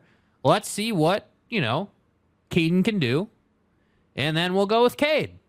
Like, if that's your strategy, great. But I'm just telling you, when there is big-time opposition, when you have a tall task ahead of you, if you can somehow find your way to the top of the mountain, which for BYU, in my opinion, especially for BYU fans, is 6 wins, right? Bowl eligibility. If you could somehow find a way to do that in year one, my God. I mean, again, it's the whole Deion thing, right? I just think that BYU is more equipped to actually get to 6 wins than Deion is. And that's why I say, I'm just telling you, Keaton Slovis was brought in to do a job. And if by week 5 they're not doing it, he's going to be out. I'm telling you, that's all the leash he's got. Kadu says, don't underestimate Kansas and Leipold. I would agree with that. Aaron Wilson says, wreck them. Wreck them. Fat Jesus. Hello, Fat Jesus. Phil will negotiate the deal with the Saudis. I used to love Phil Mickelson so much. Speaking of wrecking your legacy. Dude. What would you do if the Pac-12 was like, all right, we're going to do a deal with the Saudis. Saudi stooge. And they brokered a pay-per-play on the CW. Yeah, it's funny. The guy that we were negotiating with, he was distant cousins with Jamal. You know, that guy they chopped up? Yeah, so we ought to be careful. Treat snoring and sleep apnea with no masks and no tubes. Just better, healthier sleep with Sound Sleep Medical. Use code Monty, M-O-N-T-Y, to schedule a free sleep assessment today. Yeah, it turns out nope, not making it. Nope, not doing it. Anyway, my point is, God, could you imagine that? Silicon Valley, like, doing a deal with the Saudis? And, dude, I think if that happened, the world would stop spinning. Yeah. Quite literally. Did you guys see they said there's a gravity hole in the Indian Ocean today? Yeah, apparently. They figured it out. That there was an ancient ocean floor collapse at the bottom of the Indian Ocean, and that's why it's created a gravity field. And no, I don't want to see all your Ocean Gate jokes in the comments. Be better, dude. Bro, it must have been the Ocean Gate imploding. Man, maybe they should send an Ocean Gate Titan down there and check it out.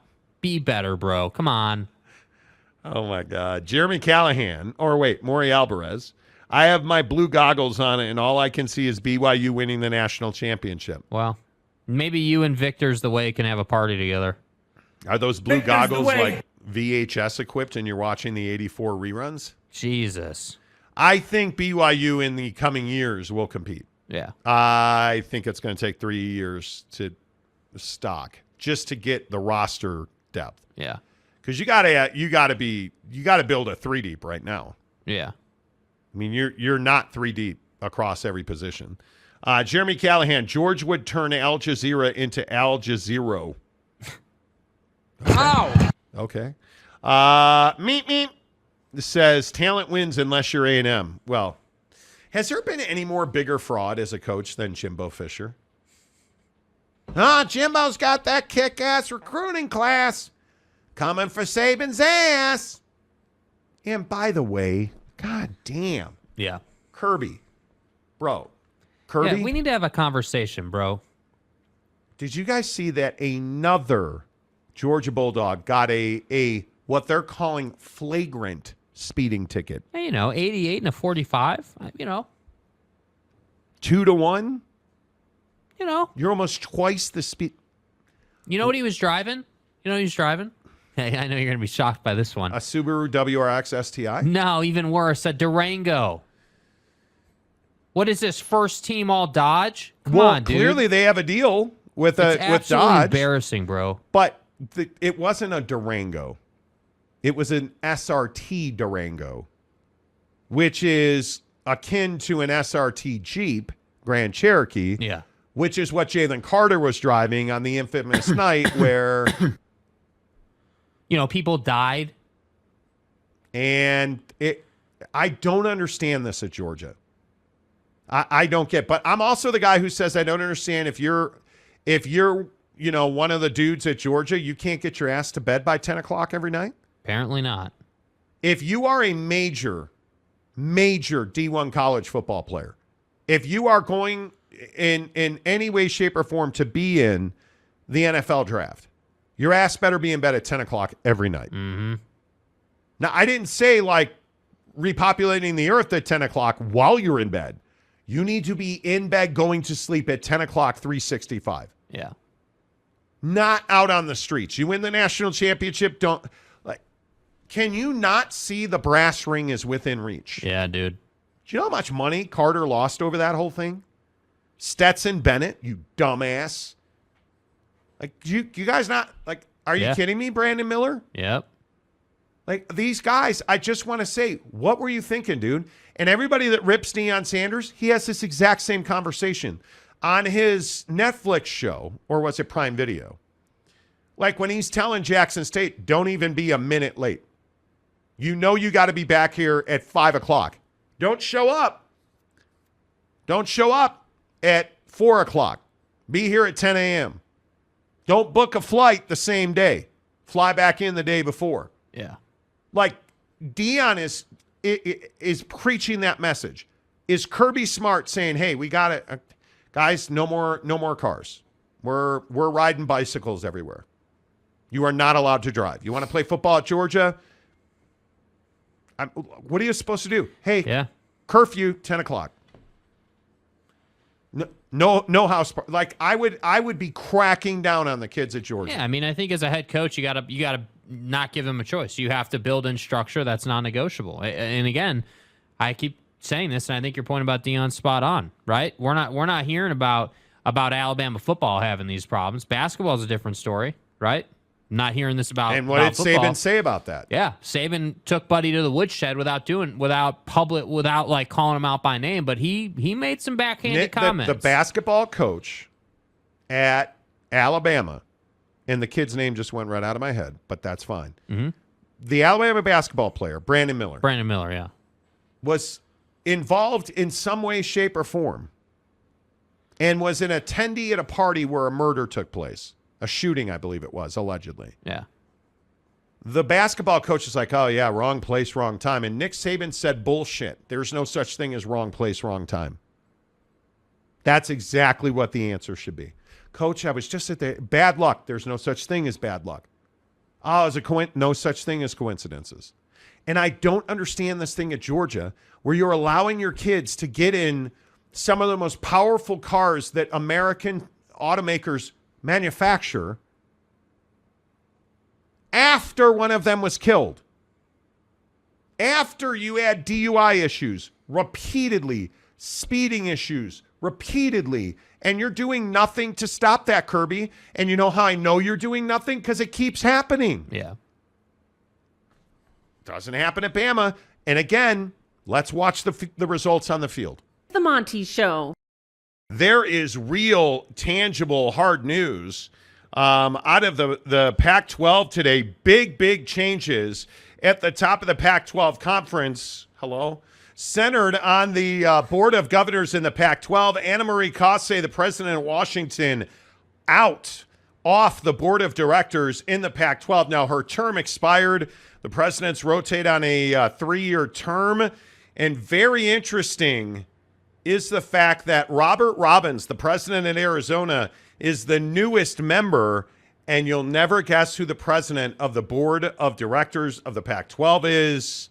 Yeah, that's right. It's Washington State's Kirk Schultz, one of the most financially strapped but passionate about sports presidents in the Pac-12. And it's odd because they're in the middle of this contract negotiation, trying to get a new TV deal, trying to get a grant of rights done. But one of the more interesting facets of this conversation is right now the ideal time to be making changes, and significant changes, policy directing changes at the top of the Pac-12. And Jake, it just feels like outside of the bodies being changed, now just isn't a real good time to be making changes like this. Yeah, I mean, I would completely agree with that. At the same time, it's very Pac-12, isn't it? I mean, you're not doing anything in a way that would make sense from a business perspective. You're not like you're making changes to your executive board in the middle of trying to survive as a conference, quite literally, right? It's the old existential crisis we always talk about on the program. So to me,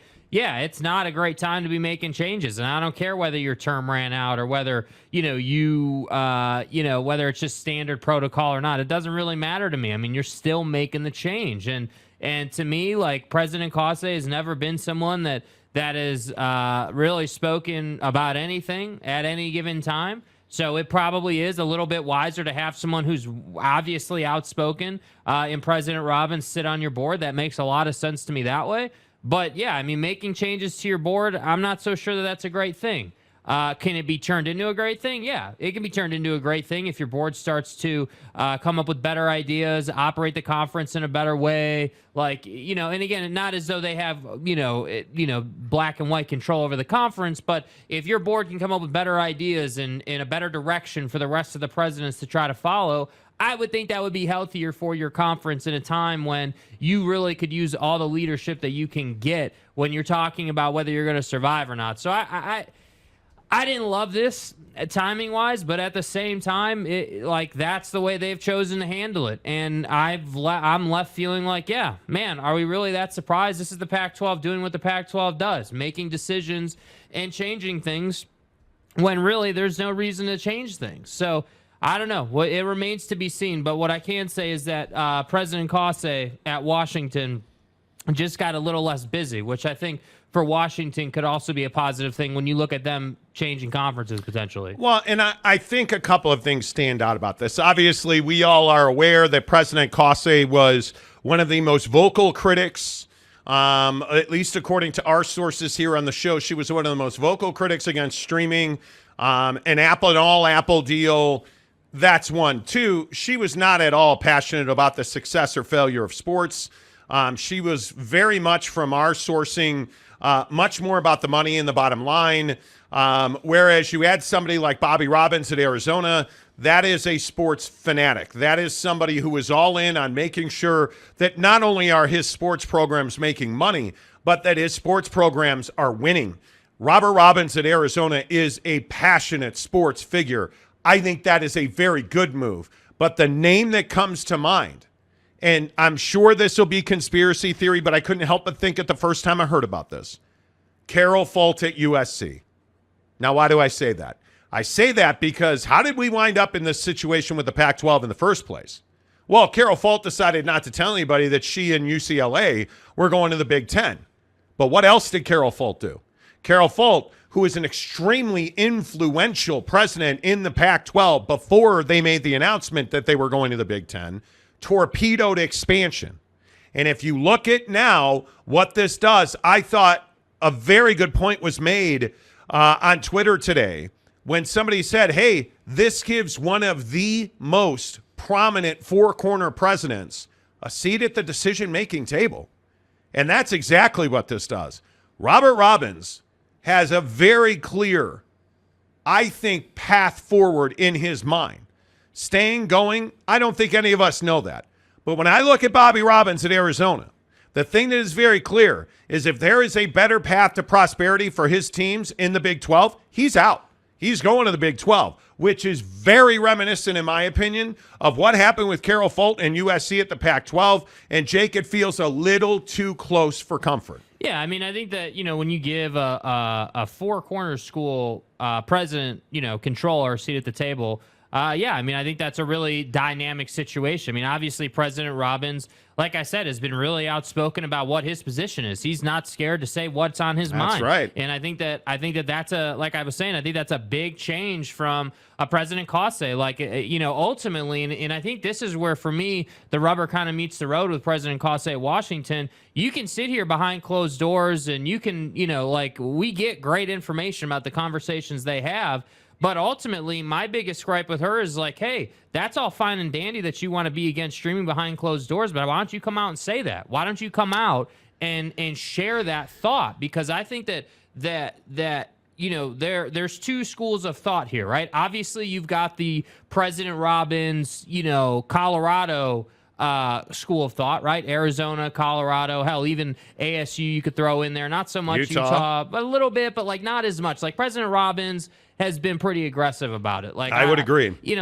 Obviously they've all kind of talked about it, but I'm talking about the aggression that one speaks with. Like President Robbins and Ray Anderson have both in different ways talked very aggressively about what their opinions are. And I do think there's some benefit to having someone like that on your executive board rather than someone that is an administrator or an educational mind first who just kind of has a thought on why she doesn't really feel like trying to figure out YouTube TV.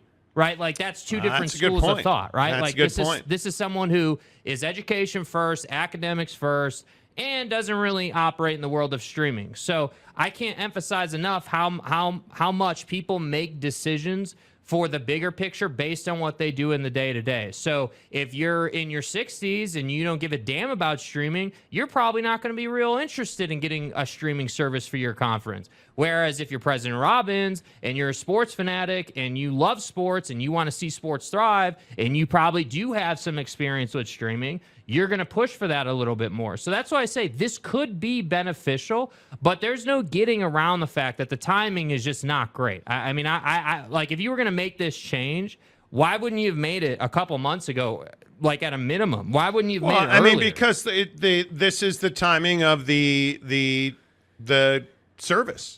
I mean, they serve in 3-year terms, and we've been telling you all spring long that summer break was coming, and the new year in the Pac-12 was beginning on July 1st, and I think that's why you're seeing this. But I think very much to your point, you look at this statement right here by President Robbins to Dennis Dodd at CBS. Asked about the speculation over the future of the conference, Robbins rejected the notion that schools, including Arizona, would bolt for the Big 12 prior to being presented with a media rights proposal. Quote, it's heavily dependent on Kliavkoff and his team negotiating a good media deal for us to stay competitive. And if that was all Bobby Robbins said, I don't think anybody would have batted an eye on it. Right. But that was far from all he said. He then also told Dennis Dodd at CBS, but he painted a nuanced picture for Arizona, citing the school's proximity to the Big 12 footprint and that league's powerhouse basketball brand as a basis for, quote unquote, some affinities. The now infamous some affinities. And the problem with that is that guy, Bobby Robbins, is now on the Pac-12 Board of Directors, one of 3 presidents who really make decisions. And if you don't know, and I'm not trying to oversimplify this, I'm trying to just tell you what the modus operandi here is. You have George Kliavkoff and his staff, but he reports to the Board of Directors. Those 3 presidents that now include Bobby Robbins and Kurt Schultz from Washington State as the chair of the Board of Directors, they take the pretty much the edict and they bring it down to their pods of presidents. They each have a group of presidents that they work with, and that's how policy is dictated in the Pac-12. So when you have Arizona, Stanford, and Washington State now as the decision makers, essentially, they're going to approve a TV deal, and they're going to try and sell that to their pod of presidents. It just feels a little too reminiscent of Carol Folt at USC, or Carol Folt, at USC. It feels a little too reminiscent with Bobby Robbins in Arizona. And the bigger thing is you go back to this, what I think is now, a very interesting statement by Jed Fish talking about how, University of Arizona has a place to go. And remember, this guy's boss, Bobby Robbins, is now on the Board of Directors making decisions about who stays and who goes and TV deals and all of that. This is Bobby Robbins, the football coach at Arizona, talking about leaving for the Big 12. Arizona's going to have a place to go. Mm-hmm. And that's what I tell our recruits. Be all right. That's what I tell our donors. That's what I tell our families of current personnel. Mm-hmm. We have a great brand. And we have a great basketball program, we have a great softball program, a great baseball program, and I believe we have the opportunity to have an incredible football program. Yeah. We're fine. Yeah. Where we play our road games, we'll wait and see for our president. But we are locked in and loaded for this season, and we're going to try to just be where our feet are, which is right now in the Pac-10. Pac-10.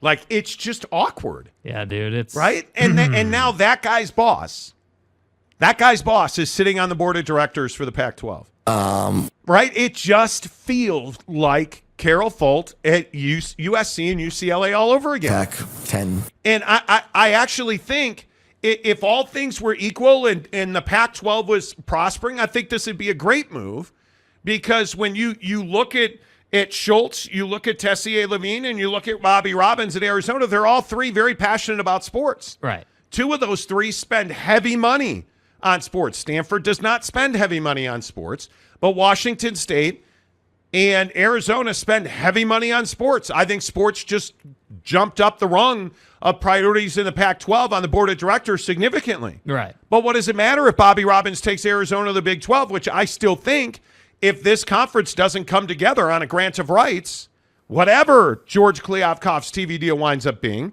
it doesn't matter. Yeah, well, and I think that when you're in a position to be in the information pipeline before the rest of your presidents are, you're in an even bigger, as Jay Monahan would say, control position, right? You're getting the information first, and then you're going to go ahead and have conversations and talk about it and work about it. And so, again, I mean, just picture this. Like if President Robbins already, let's just say as an example, I'm not saying he does, but as an example, if President Robbins is like 90-10, he wants to take Arizona to the Big 12, let's say.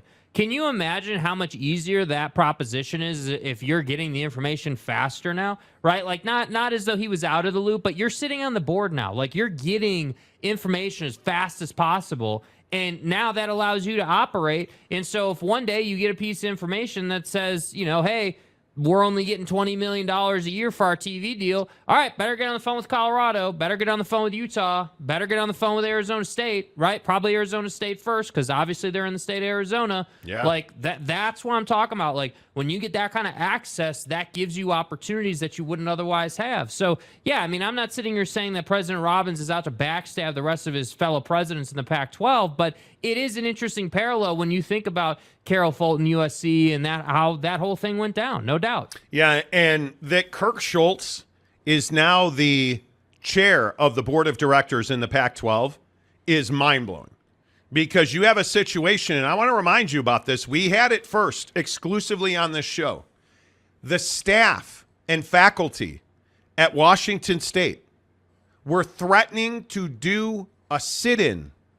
We're threatening essentially not to work until the budgets were reviewed in athletics because they were so upset, allegedly, about the spending that Kurt Schultz approved and the rubber stamp that he allowed athletics to have. And people are still upset at Washington State over the Nick Rolovich situation, where Rolocock, the former football coach, and the jab, I hesitate to say the word here on YouTube, but didn't want to take coronavirus. Didn't want to take the jab. And according to state law, he lost his job over it. Everybody gets a test. People were pissed about the way that Washington State handled that. Still are. There's a lawsuit going on. I just think that having this guy, Kirk Schultz, sit as the chair of the board of directors in the Pac-12 is not the best situation for the Pac-12. Pac-10. It really is not. And you add this on top of all the Kliavkoff disasters and the San Diego State situation. Like back to the envelope calculations. You add all of this together, and you just say to yourself, bro, who's going to be the spokesman for this league? Because it's garbage. Well, seriously. Is it Kliavkoff? The guy sticks his foot in his mouth every time he talks. We haven't heard from him in damn near 6 months. Right? Do you want it to be Kirk Schultz, who every freaking time he's asked about the media deal, 15 minutes from now, bro. Hey, it's been half an hour. Yeah, give me 15 minutes. Like it's coming next week, 2 days from now, a month from now, your mom's house. Yeah, look, the optics are never going to be better, so we're not going to do the deal now. This is the same Kirk Schultz who a week before Pat McAfee was hired, is talking about, ESPN, dude, they're laying people off, or we'd have a deal on the table now. Why is it dragged on so long? I think it's just the environment. It's the uncertainty in the economy, the layoffs in the tech sector and other places. I mean, look at the major media companies have almost all laid off people, and so have some of the major players in the tech sector. And, I know at least one of the partners we were talking to said, we're ready to sign today. But the optics of us announcing that we're laying off X number of people and we signed, this multi-million-dollar deal with the Pac-12 are just simply not the best. So we're going to have to wait 6 weeks. Now, I'm not sure if 6 weeks make that much difference or whatever your time frame is, but clearly the optics was something that those groups are really worried about. Congratulations, but that's bullshit. We're going to get Pat McAfee $150 million, but man, that janitor, he's cooked. right? Like, oh, the Dude, optics. what are you doing, bro? We're really worried about the optics of giving Pat McAfee $150 million and signing. Come on, dude. Don't lie to me. Come on, dude. Come on, bro. And, so this is now the guy that's like top dog among presidents. You've got him. Unbelievable. You've got Robbins. Bro. Good old back of the envelope, bro. Like, running the dude, conference, bro. right? Back of the envelope calculations. That's what I'm saying, dude. Like, come on. Like, with all due respect, I know they serve in 3-year terms, and God, this was just an administrative process that, it played out, man. It's like the seasons, dude. Yeah, well, here's the problem you can't get away from. When you signed your mile-long TV deal, like however long ago that was, you should have signed it with the understanding that, hey, we need to make sure that when we sign it, that our board's not going to roll over in the middle of that process because of administrative timelines. Like, come on, dude. But again, I go back to the wizard behind the curtain who does radio in the Northwest saying, "Oh, the grant of rights is done, bro. Hey, bro, it's done." So wait, let me get this right. Major changes on the board of directors. Oh, but that grant of rights without a TV deal, it's done, right? Like. This is the problem for the Pac-12. Yeah. It's a mess. All right. Big shout out to Marlon Shaw, who gives away 10 memberships. Let's go, baby. Good start to the week. Let's go, Marlon. Good to start see the you, week. my Big friend. week on tap, man. Good start. Marlon also says, here's making up for that extra penny, $20.01. Let's go, baby. Thank you, Marlon. That's unbelievable, dude. Appreciate you. Making up for the penny I shorted you last week. Yeah, we were really upset about that. Yeah, we don't appreciate your back of the envelope calculations, dude. Do you know how many golf balls I lost this weekend and you're shorting me a penny? Are you kidding me? I try to stay calm and not curse. I actually played. No, I'm not. No, I'm not saying it out loud. That's what fucking ticks me the seriously. Fuck off. I'm not. No. And then there's like Greg Hawkins, our guy Greg Hawkins, right? We're talking about playing golf next Greg's weekend. been riding us for like 2 months. Yeah, every day man, he says, why "Hey won't man, you take us to canyons, take bro? me to golf. Let's play." So Greg and I, he doesn't, but I'm like, "Hey, dude." Hey guys, when are we going to play golf together? Because we've talked about it. He's like, "How about next weekend?" I was all right, cool. So I make a tee time. 7:08 Saturday morning. Canyons. I'm just fired up to be here today. Canyons golf, and Greg's like, "I'm just going to be honest with you, dude. I ain't getting out of bed at 7 o'clock." No, I guess not. Bro, come on, bro. I so love the honesty that Greg displayed right there. You're welcome. That was awesome. Okay, Marlon Shaw, golf ball money. He says, I shorted you a penny last week. iPad would not do even money. Wanted to get your tip in early as I can only be live for a bit. We'll catch the stream later tonight and get cut off. Be safe. Marlon, good to see you, my guy. Always good to see you. But don't cop out. Don't say the iPad can't do even amounts and then make a get your tip in early reference, dude. Like, I saw what you did there. You think you're going to fly under the radar right there? Come on, dude. I know you, Marlon. I know you, sir. Get your tip in. Early. Is that like before 8 a.m.? It's Can you do something for me? Cleveland rocks. Great show. If both of you had to put a percentage chance on Arizona and Colorado leaving for the Big 12, what would that be? Oh, man. 30%.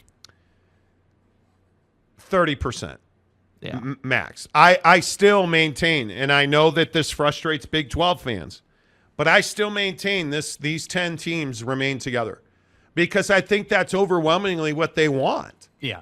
I know that it's crazy talk, but again, I'm just going to tell you, I think 10 of these guys would rather stay together. And I think that includes Oregon and Washington, who everybody is certain is going to the Big Ten. I wouldn't be certain about that. I think, are we talking about who's most likely to bail? Sure, you could put Arizona and Colorado in that conversation. Absolutely. Who's done the most due diligence on the Big 12? Put Arizona and Colorado in that conversation. But it's all talk. All these guys do is talk, right? Who's got the balls? Do something about it. You want to complain about the Comcast situation? Do something about it. You want to complain about seat at the table and access? Do something about it. You know. You want to complain about money? Do something about it. But no, I don't know that any of these presidents, if you get them to $25 million, I don't believe a single one will leave the conference. Not this time around. Because that's enough money where they can sell it. The problem is I look at people like Cal and I look at people like Washington State who are not financially well off in athletics, and I mean athletics alone. In athletics, Cal and Washington State are not well off. So they, in my opinion, have to take measures. But I don't think Cal and Washington State can act on their own. They're not Oregon. They're not Washington. They're not Utah, right? They're not Stanford. Cal only does what Stanford tells them to do, right? I look at Arizona State. Arizona State, for the most part, has zero leverage here. None. I think the Big 12 would not add Arizona State on its own. I truly do not believe that they would. I think that the Big 12 would add Arizona on its own today if they could. I don't think there's any doubt that they would do that. I think they would add Colorado. I think they would add Gonzaga. I think they would do all of that. But it remains this stigma of who wants to be the first one to go. And I don't think any of these 10 want to be the first one to go. I think they have great admiration for the group. I think they have great respect for each other. And I think if they had their druthers, they would take their 25 and, hey, if they get 30, forget it. They're not going anywhere. Facts. They're not going anywhere. Well, and I think you got to remember the educational money, too. I mean, that's what everyone seems to forget about. There was, in our members-only group chat, which you can be a member, join now, hit the money button at the bottom. Yep. Become a member. In our group chat, we have probably 100, 150 people or so, something like that in this group chat where we had one of our listeners actually go digging for the exact number, and I believe the number was like $680 million and change last fiscal year that the Pac-12 brought in educational money. So let's just be conservative. Let's just say it was $500 million, right?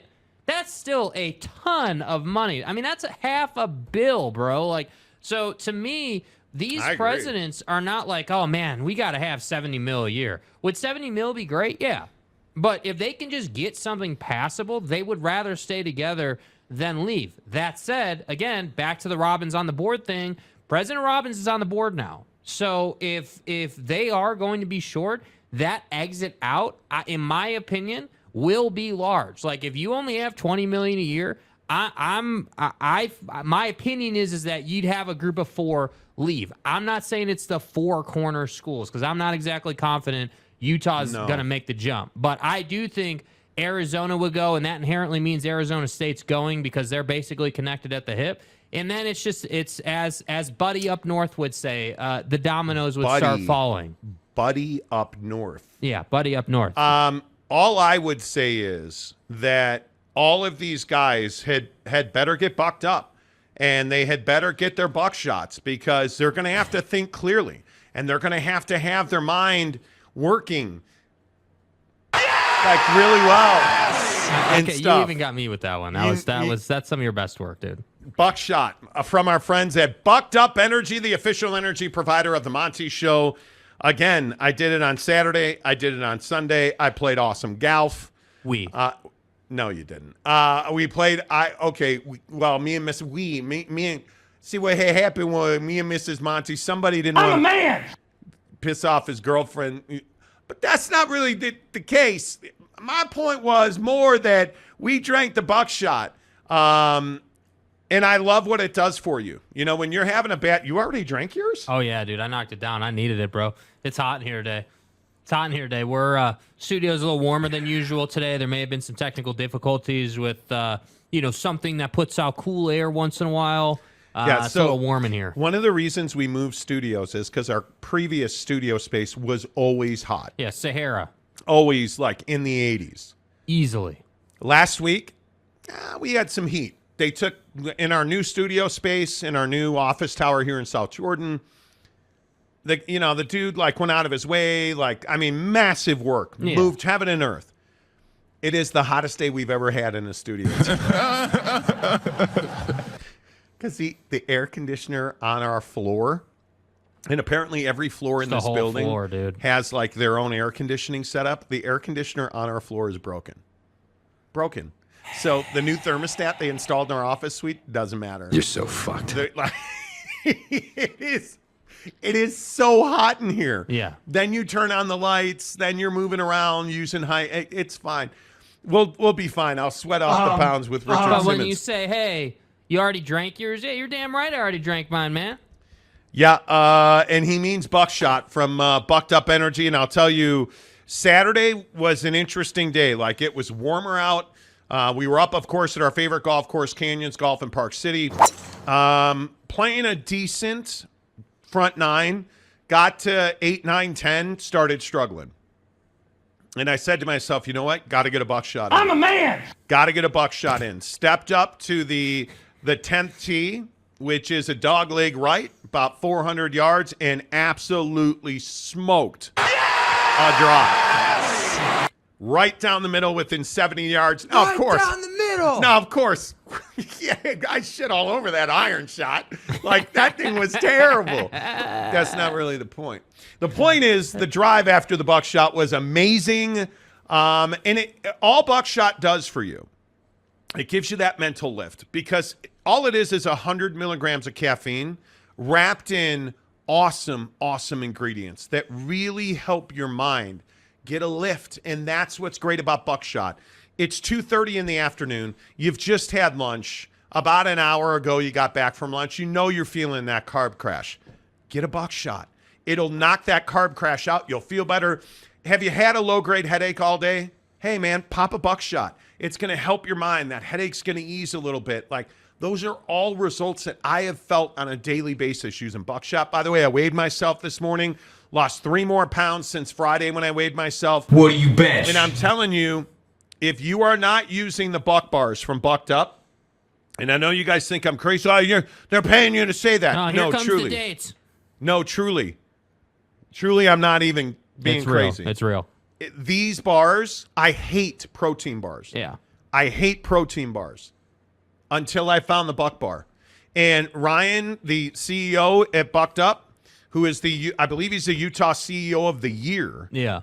Got me the hookup on the Buck Bar at the warehouse sale. I've never looked back. How many bars do you think you've tried in your life? I mean, is it 100? Oh, dude, it's got to be 100. And I have never had a bar. You know how crappy protein bars are. They're terrible. Yeah, they're brutal. They don't taste good, or they're chalky, or they're just super sweet because they put all these artificial sweeteners in them. Drink like a half gallon of water just to get the thing down. Full of sugar, Yeah. like not the Buck Bar. And you look at this graph, the dates are absolutely critical because they're natural sweeteners. Yeah. It's whey protein isolate, the number one ingredient on the label of a Buck Bar. Whey protein isolate, reliable energy, great nutrition, quality ingredients. They're really, really, the best phrase is right there. It is guilt-free indulgence. And it's the only bar I've ever said, man, I love that bar. I wish maybe I'll have another one. Right, I had my Bucked Up protein shake this morning with my collagen peptides. Darren up at Canyons Golf was breaking balls the other day because I will admit, I said to Darren when he put in the chat several months ago, oh, using the collagen peptides for Bucked Up. Dude, it's real. Like hair, skin, nails. Went to my barber this weekend to get clipped for Big 12 football media days. Barber's like, man, your hair is it's different. What are you doing different? Collagen peptides from Bucked Up. I'm telling you, use the promo code Monty20 to get 20% off at checkout at buckedup.com. The Monty Show. An incredible day of news. An absolutely incredible day of news. I don't know that college sports has ever seen this. I don't know that sports in this country on any level has ever seen what happened today in the world of college football, where we watched the death of a conference come to realization right in front of our eyes. As this morning we find out what I think we all know has been coming, and that is that the Pac-12 has no road to a grant of rights. It's over. And it's over because it's all self-inflicted. It never had to happen. If we're being completely honest, if we are truth-telling about the Pac-12, and I open the show and I say it this way pretty much every single day, this never had to happen. It's 100% self-inflicted between arrogance, between just absolute incompetence, the inability to communicate, the inability to operate, and it played out chapter and verse. It started last night in what was one of the wildest scenes, Jake, that I think we've seen in some time, where we had an Arizona Board of Regents meeting go absolutely sideways. We're going to have full details for you on that in just a moment. But certainly the news of the day. The Big Ten will add Oregon and Washington to move to 18 schools in the conference. This was absolutely a no-brainer. This was, I think, by some accounts, and really I was one of those who said it was a foregone conclusion. Yeah. This is the right move for the Big Ten. But the process by which Washington got to the point this morning where they decided to join the Big Ten, it was a harrowing 12 hours. And one of the storylines in this conference, I think, has been the financial, emergencies that seem to overwhelm institutions on a monthly basis in the Pac-12. Washington was no different. We found out today that Washington really had no choice but to take the money that the Big Ten was offering because it has significant debt load scheduled to impact the university in 2025 and 2026. It could not take the chance on an Apple deal that was only 50% guaranteed cash on a yearly basis.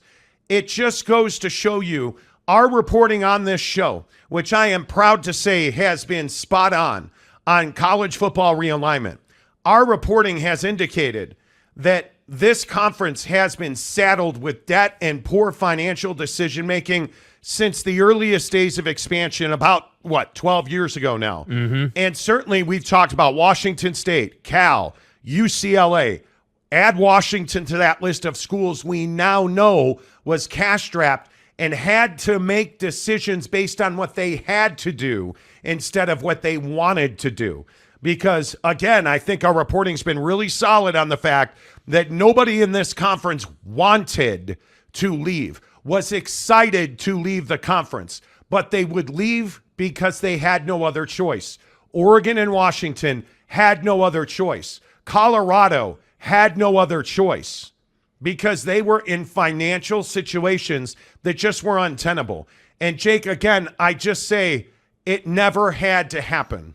Yeah, I mean, I think the Pac-12 situation is obviously mostly self-inflicted, but at the same time, I think that we're in a situation with this conference where they've done real damage to their reputations as schools, in my opinion, too. I mean, we're going to talk all about this, this situation with Arizona State today. We're going to talk all about how Brett Yormark and Tony Petitti are in high leverage situations. And, it really speaks of, hey, the Pac-12 has not really been in control for quite some time. I mean, we can even go to the big picture, just in the Power Five. The Pac-12 has not really had any sense of leverage or control or power for quite some time now. So the point that I've been making as this conversation is heated up is that ultimately as a conference, you have to serve your member institutions at a high level just as they have to serve you at a high level. So if you're Nebraska in the Big Ten, you probably don't hold a lot of water in that conference because you're not doing a whole lot in that conference. That's right. But just the same way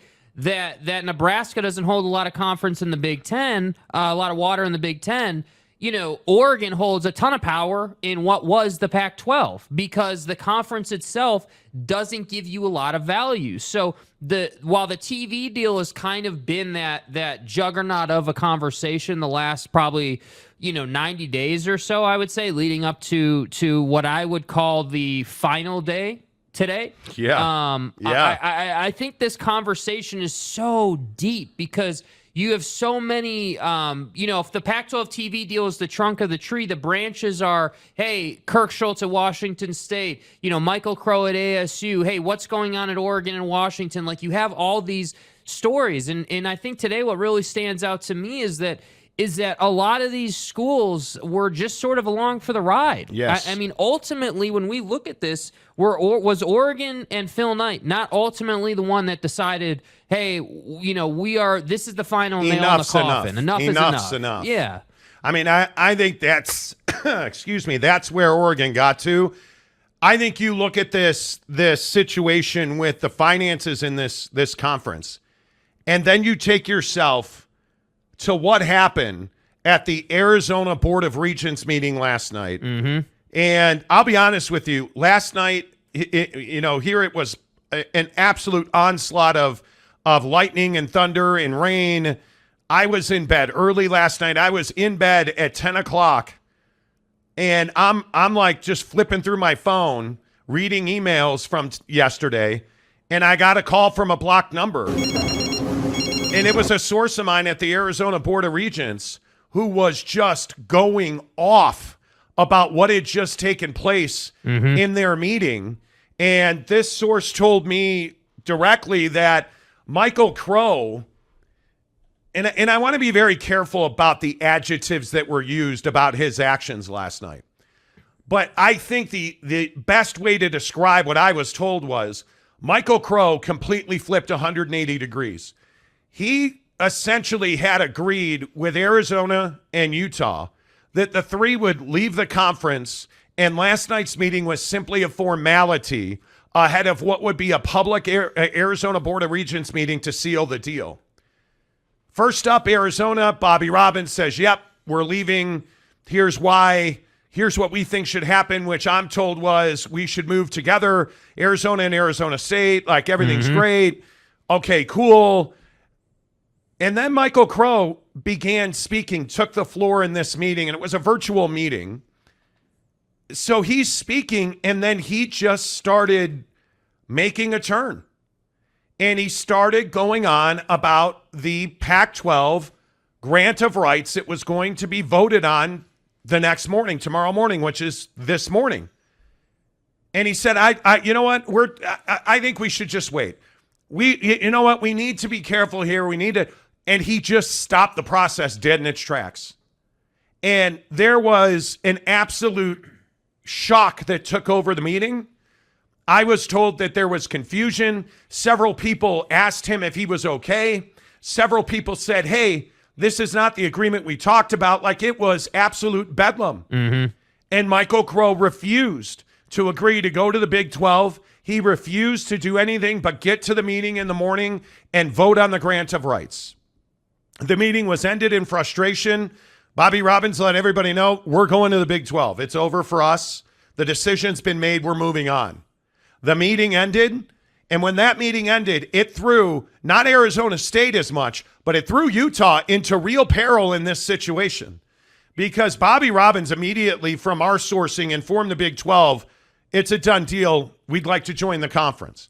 The Big 12 is going to formally invite Arizona. They were voted in unanimously, and I'm told that had Arizona State gone along with the process, Utah would have fallen in line, and today there would have been an announcement essentially at the end of the day based on processes at Arizona State and at Utah. They would have hoped to have done it by the end of business today. But there would have been an announcement essentially saying, hey, we're adding these three teams to the conference. But because of what Arizona State did last night, our sources told us Michael Crow was defiant and said, we are going to wait for this vote on the grant of rights. And that's all he would talk about. Of course, we now know there was no vote on the grant of rights this morning. Our sources told us. And this is where shit got really crazy. Yeah. I'll be honest with you. This morning, I could not believe, like, I'm making phone calls. We're playing a round of golf where, you guys, your boy shot a 69. Let's go, baby. Your boy shot a 69. Let's go. Even with a 3/6 on the opening par 3 this morning, your boy shot a 69. I'm a man. So I'm going through my first round ever in the 60s. And I'm exchanging text messages and taking phone calls. And I'm seeing all these national reporters saying, like Pete Thamel at one point reported there was momentum to a grant of rights being done. Bro, what are you talking about, man? And I paused for a minute and I said, am I just getting lied to? Yeah, my first reaction was hold on a second. How did we go from? And again, I want to make it clear. I don't, for us, like, the Pac-12 dying isn't necessarily good or bad. It just is what it is, right? I mean, that's just the situation. And so my reaction was, hold on a second. How did we go from Oregon, Washington, ASU, Arizona, and Utah on the exit ramp to the Big 12 and the Big 10, obviously? How did we go from that to a nationally respected reporter on college football, right? I think we can all agree on that. Yes. Pete Thamel saying, hey, yeah, there's optimism the grant of rights is going to get done after all. What do you mean? So wait, did George just roll out to ESPN and get a $200-300 million contract done? Like, how? So when I saw that, I was like, dude, we must just be in silly season, which is like 2 hours this morning. It was shocking. And I actually reached back out to a couple people I'd spoken to, and I said, wait, what? And they said, I told them what Pete Thamel said, and my sources said that's completely wrong. There is no momentum.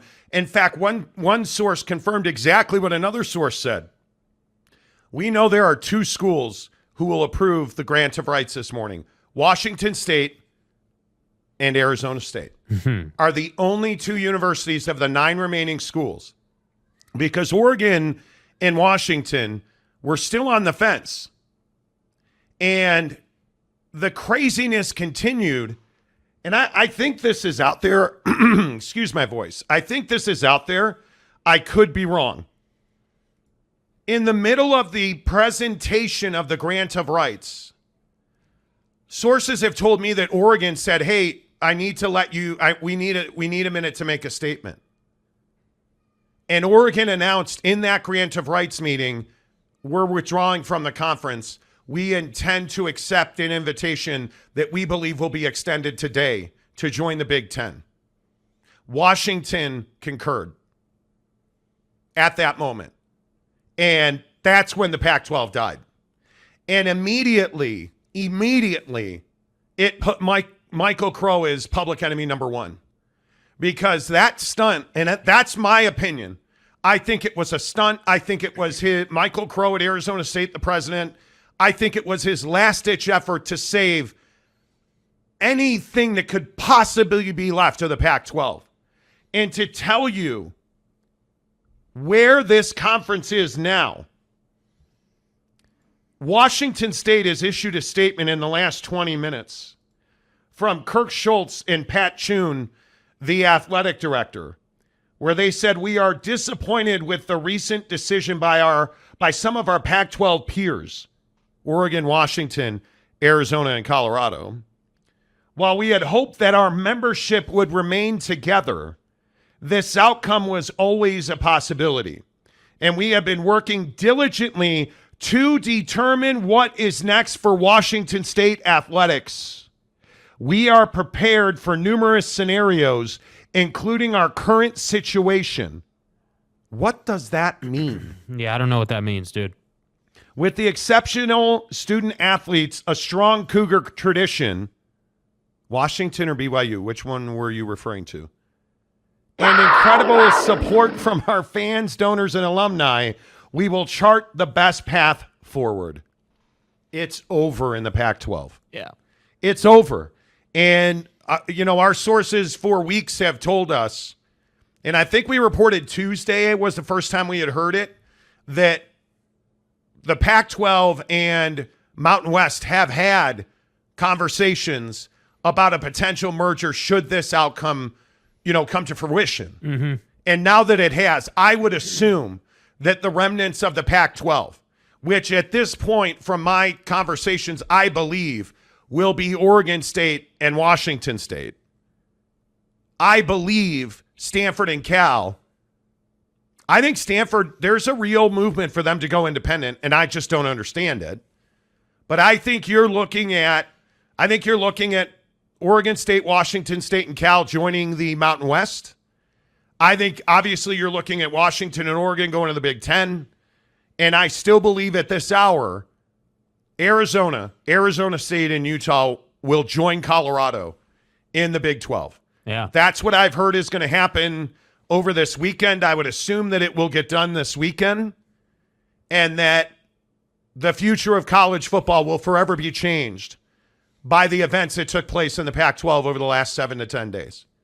It's a remarkable time to be alive. Yeah, and I just think that it's a lesson to other conferences around. I mean, again, there's a whole other conversation around what's going on with Florida State and the ACC, but I think if you're in the ACC and you're watching what's happening in the Pac-12, I would be very wary of aggressively aggressively trying to break your grant of rights and trying to get out into a new situation, because you never know what can take place. You never know what wild cards or X factors can pop up, because again, I just think that the arrogance going all the way back to this conference in Larry Scott passing on Texas and Oklahoma, the arrogance of this conference to not merge with the Big 12 in totality, right? Like, we've seen opportunity after opportunity pass by, and yet now here we are inevitably. And I would like to extend one to all the haters out there who have said that we don't know what we're talking about, because today's the day where we get to say we do in fact know what the hell we're talking about. And I do think that these schools are way better off, and we do need to have a conversation about revenue and what they're looking at in their new conferences. But I think definitively we can say that the future of these 6 schools, if you include Colorado, are much brighter than they would have been in the Pac-12. Yeah, I think there's a real question, and I think the Big 12 has taken a pause with Arizona State. And I can tell you that people I've spoken to have told me that if they don't add Arizona State, they will stay at 14. There is not, well, hey, we'll just move on to Oregon State. That's not going to happen. They are either going to go to 16 or they're going to stay at 14.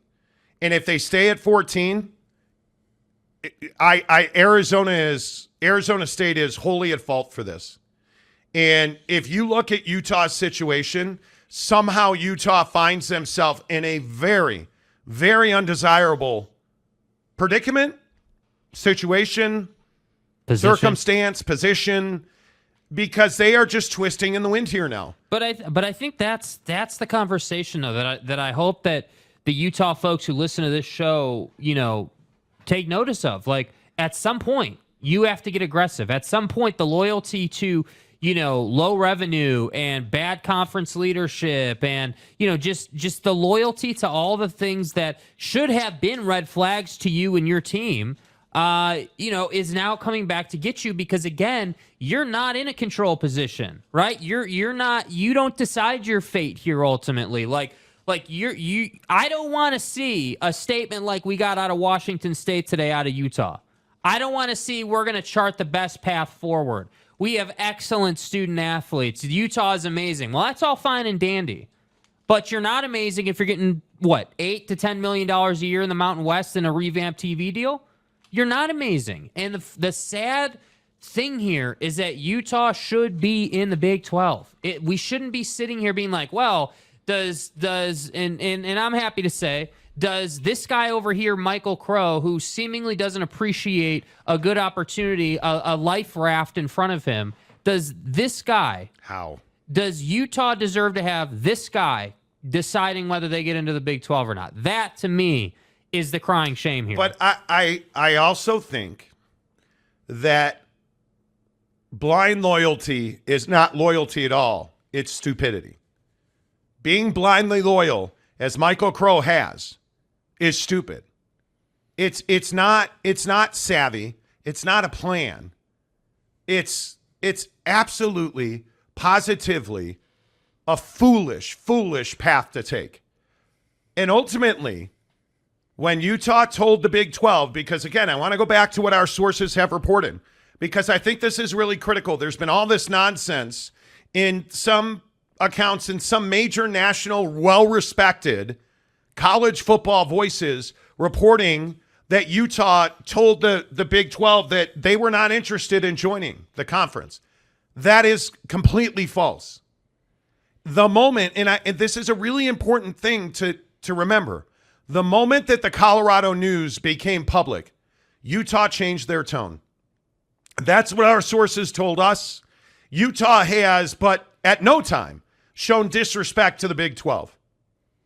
They've had extensive conversations dating back to months and months ago, where Utah told the Big 12, our biggest concern is if we leave the Pac-12 as it sits now, we will lose significant educational and research funding that is far greater than any amount of money we will make in athletics. That is a legitimate concern. The moment that Colorado made their decision, it became clear, and what our sources have told us about Utah, they knew they had to change. They knew that change was arriving, and they needed to react to it ahead of time. And they did. And they, at that point, engaged with Arizona and Arizona State. Arizona State was always hesitant. Bobby Robbins was never hesitant in Arizona. He was, and I'll give Bobby a lot of credit, as much patience as he preached. When Bobby was ready to hit the gas, he hit the gas and he never removed his foot. He never lifted. And he told Arizona point blank, we're going with or without you, but we want you to go with us. My sources were unequivocal about that.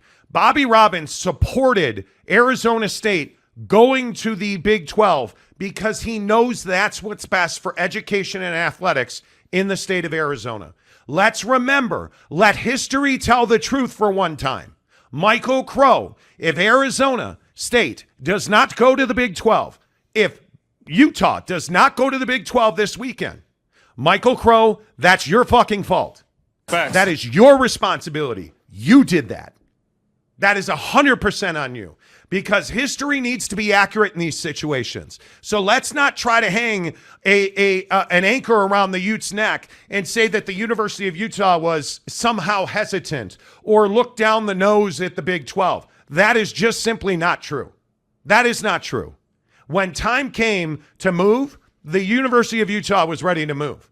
The problem is it was probably too late because they had hitched their wagon to Arizona State, which is never a good thing, to be tying your prosperity as an athletic department to Ray Anderson and Michael Crow.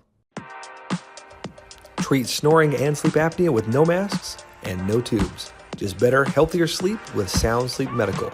Use code MONTY, M-O-N-T-Y, to schedule a free sleep assessment today. That's always bad for business. Yeah. But let's stop slandering Utah by saying that somehow Utah has always been hesitant, or in the last 24 hours when all of this hit the fan, that the Utes are they weren't the ones. Michael Crow, president in Arizona State, 100% responsible that there's not a 3-school announcement moving the Big 12 to 16 teams. Because tomorrow, when Arizona is announced, Arizona State won't be announced with them, I don't believe. And by extension, Utah will not be announced with them. And that's a tragedy. Yeah. That's a tragedy that simply did not have to happen. Yeah. No, didn't have to happen. No, you're exactly right. Couldn't have said it better myself. And again, I think that, it just shines a light on, hey, dude, you better win on the football field, you better win on the P&L sheet, and you better take control when control opportunities are given to you. Because again, this is what can happen. There is no reason for this conference to be coming apart. There really is not. All right, let's get your comments in here. I see everybody that is wanting to have a say. You guys, you're amazing. Thank you for supporting the show. Thank you for supporting our partners. As we always tell you at this time of the show, our entire interaction, our comment section is always brought to you by our good friends at Bucked Up. Bucked Up Energy, the official energy provider of the Monty Show. Every day at this time, we pop open a buckshot from Bucked Up Energy, 200 milligrams of caffeine, great neurotropics that help your brain get a lift, really good, really quality ingredients. There's no sugar in these. There's no crash with these. You just feel better. You just execute better. So here's this Buck's shots for you, Michael Crow. I love the watermelon. I'm a watermelon guy. Good. I am a watermelon guy. Get your free samples of Buckshot in the description below right now. And I'll tell you guys, I have it sitting here every day. My favorite flavor of my only energy drink, Bucked Up Energy, is Miami. I love it. Absolutely. You should too. Get online, order it, buckedup.com, promo code Monty to get 20% off. And I see everybody DMing me. If you'd like to comment on the show today, please comment on the show. We do not read DMs as comments on the show because so many people tune in and do that. By the way, a lot of people are asking about the money in the Big Ten, I'll get to that in a minute. After you hit the like button, we've had 7,000 people watch the show. We only have 300 likes. We try to get to 1,000 likes every day on the show. Please hit the like button. Give us a thumbs up. You guys, we are 13 subscribers away on this channel from 22,000. Come on. Let's get it done right now. Let's get it done right now. Hit the like button. Hit the subscribe button. Let's get this thing done. Let's get to 22,000 today. That would be phenomenal. We appreciate all your support on the show. So hit the like button, hit the subscribe button, and without further ado, first comment in today, Car Wash Channel. He's been a member of this show for 3 months. Car Wash Channel, we appreciate you. So it's official. Arizona and Arizona State going to the Big 12 and Utah going to the Big 12 in 2024. No, that is not official. Not that I've seen and not that I've been told. I have been told that it is up in the air and will be decided by the weekend with the fate of Arizona State and Utah. Yeah. And I just don't think that Arizona State has another avenue at this point. And I'm not convinced. I've had some interesting phone calls today and really just conversations that make me feel I am not convinced that Arizona State easily gets in. I'm not convinced. I think there's going to be some explaining to do because Arizona State's the one that looks like they don't desire a spot in the Big 12 now. Yeah. So now you're going to go hat in hand asking for help to Brett Yormark and his crew. If you're Brett Yormark, why do you add Arizona State? I have no idea. Right? They haven't shown good leadership, haven't shown good management, haven't shown, like you just said, a desire to be in the conference. Like, you know, I just don't understand it. And furthermore, it makes me, and you know, this probably is not happening, but it makes me wonder, like, if you're Oregon State, are you not calling Brett and saying, hey, dude, like, we really would love to be in the Big 12, and we really feel like we have a strong value proposition to your conference. Like, we really feel like we'd be a great fit. Like, are you not making that call and you know, for lack of a better word, kind of begging your way into the Big 12? I know that last weekend, Scott Barnes, the athletic director, I was told, now I've reached out to Scott Barnes and not gotten a comment very clearly, but I was told that Scott Barnes, in fact, reached out to both the Big 10 and the Big 12 multiple times, trying to gain entry because unless your head is in the sand, you've known for 2 weeks now, especially if you're a viewer of the Monty Show, you've known for 2 weeks now the Pac-12 was dead. It was over. Mm-hmm. We've told you that. The Thursday before Pac-12 Football Media Day, 2 weeks ago yesterday, we told you it was over, that this conference was dead. Colorado was leaving. If you go to the Friday of Pac-12 Football Media Day, 2 weeks ago today, we told you the Pac-12 is dead. It's over. There is no deal. There were no numbers. There were no numbers put forward. Do you really think if we know that, are you telling me that the other 9 members of the conference didn't know that? They know. They knew. They had 2 of 9 votes. Yeah. And in the middle of the description of the grant of rights, Oregon dropped a bombshell and said, we're leaving. It ended the conversation because there's nothing to talk about. There is no grant of rights. So, yeah, I just don't know how. I don't know how Arizona State thinks that they can just walk in and dictate anything. Yeah, well, and I think the problem is that Arizona State is that guy, right? Where you think you walk into a room and everyone's like, oh, it's Michael Crow and Ray Anderson. Oh my God. No, in fact, it's the opposite. Oh, great. Arizona State's here. Michael Crow's here. Awesome. Right? Like that's the feeling. And I'm telling you, it's only that way because of like you said, stunts yesterday. Things like that bring more uncertainty to conversations. Why is it? I would love to ask Michael Crow myself.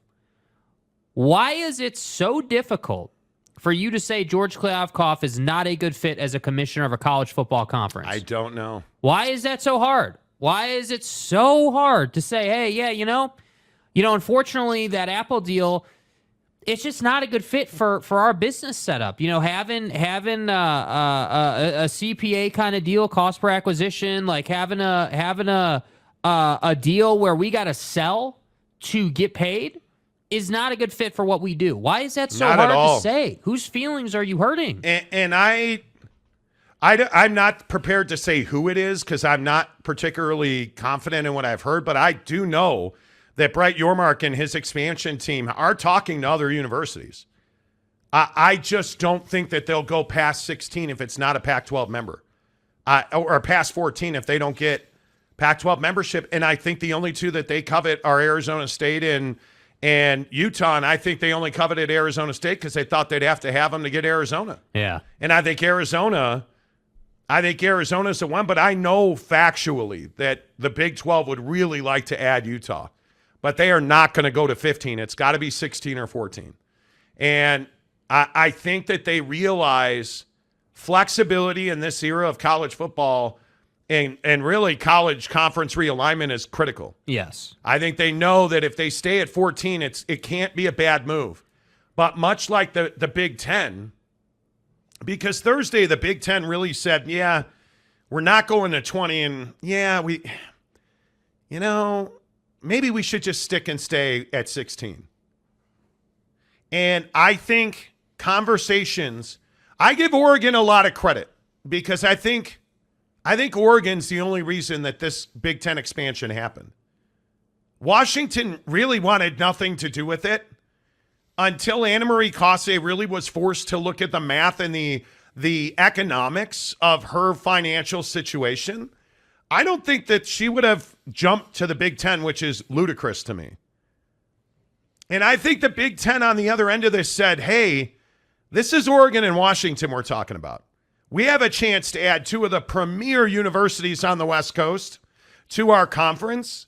We have a chance to build a very significant donor bridge on the West Coast. Yeah, we're going to do that. Yeah. And I think they got clarity. I think Oregon was all in from the beginning of this whole thing. And I think Washington was not. And I think this morning, once that grant of rights, and there's some question about who's the one that walked into Anna Marie Cosse's neck or office and put a gun to her neck and said, you're going to do this because here's the math that says you're dead in 2 years when your debt load comes down on you. Somebody did that because she was not, from what I understand, Anna Marie Cosse was not excited to make this move today. How? I don't know. But somebody got to her. This is one of those situations where somebody rang her phone and said, look, girl, do you fully understand your situation? Do you understand the severity of the situation that you're in? I don't know who that was, but somebody shined a light in her face and she changed her mind. And the moment she changed her mind was the moment that college football changed forever. And college athletics really changed forever. I know this is a move for football without question. Right. But college athletics changed forever the moment that Anna Marie Cosse, somebody hit the switch on that person. Yeah. And I think that's the moment where this realignment stuff changed because we had heard very clearly that she just was not going to do it. She had changed her mind. She wasn't going to do it. It speaks volumes that she would not want to go to the Big Ten. It's incredible. But these, and I'm doesn't trying matter. not to pile on these people. These are old heads. Well, these are people, and I don't know Anna Marie Cosse. I've never dealt with her. We called her office one day. Oh, my God. Dude. Here's a Washington University story for you. Buddy. While I tell this story, hit the like button if you have not, please. So we were trying to figure out who was on what side of the streaming conversation. Who was in and who is out. We called her office directly. She didn't hang up on us. She said, I can't talk, and hung up. So I sent her an email. And one of her dudes called us back off that email. Oh, my. And just went bananas. It became personal with me. And we talked about this. We didn't name names at that point, but now, why wouldn't I? Called us back and went bananas on us. This was 6 months ago now? Yeah, probably about that time, yeah. How dare you F-bomb this and F-bomb that and UM F-bombs. Who the F do you think you are? Like just going ham. Yeah. And I simply said to the guy, well, you guys didn't reply to our emails. So I have that little thing called an email. I have her direct phone number. We called and we emailed her. Oh. It was unbelievable.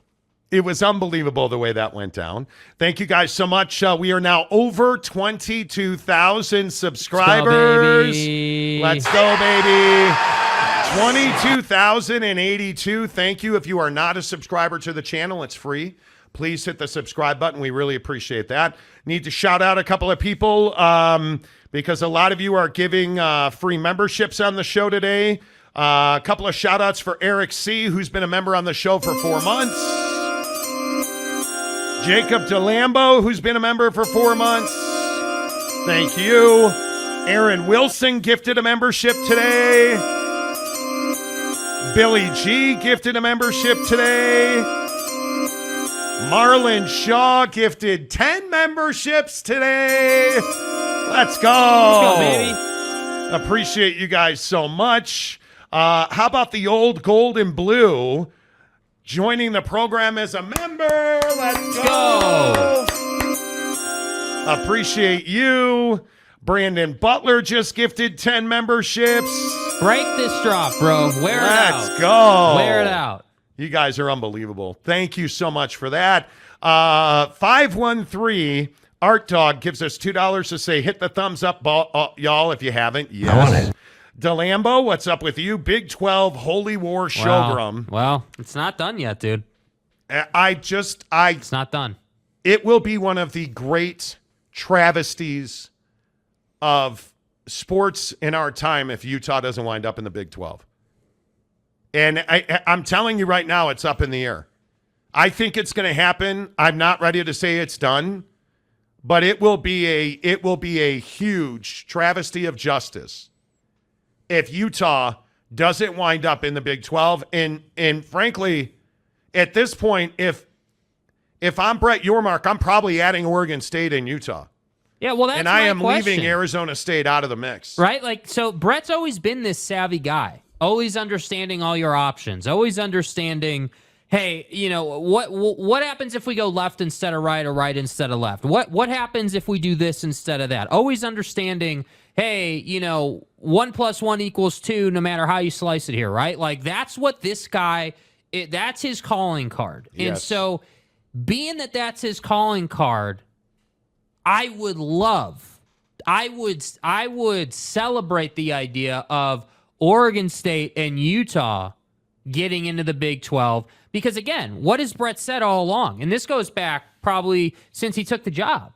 Hey, we want to monetize basketball and fit in the Big 12, or the Big 12 expansion is more about fit and not so much about a certain number, whether it's 16, 18, 14. It's not so much about the number, but it's about the fit and the desire to be in the conference. And so this thing with Michael Crow, and we're trying to be respectful. We're trying not to make it personal with Michael Crow, but there's no other way to get around the fact that if Brett Yormark was to go Oregon State and Utah, you messed up big time. Huge. Like, you absolutely kneecapped your university revenue-wise. And How do you explain that? Kase up at Washington is one thing. Totally get it. We'll even let it slide. Hey, she's an old head, doesn't know math, I guess. I don't know, dude. Whatever. Who the hell cares, right? She got into the Big Ten. It is what it is.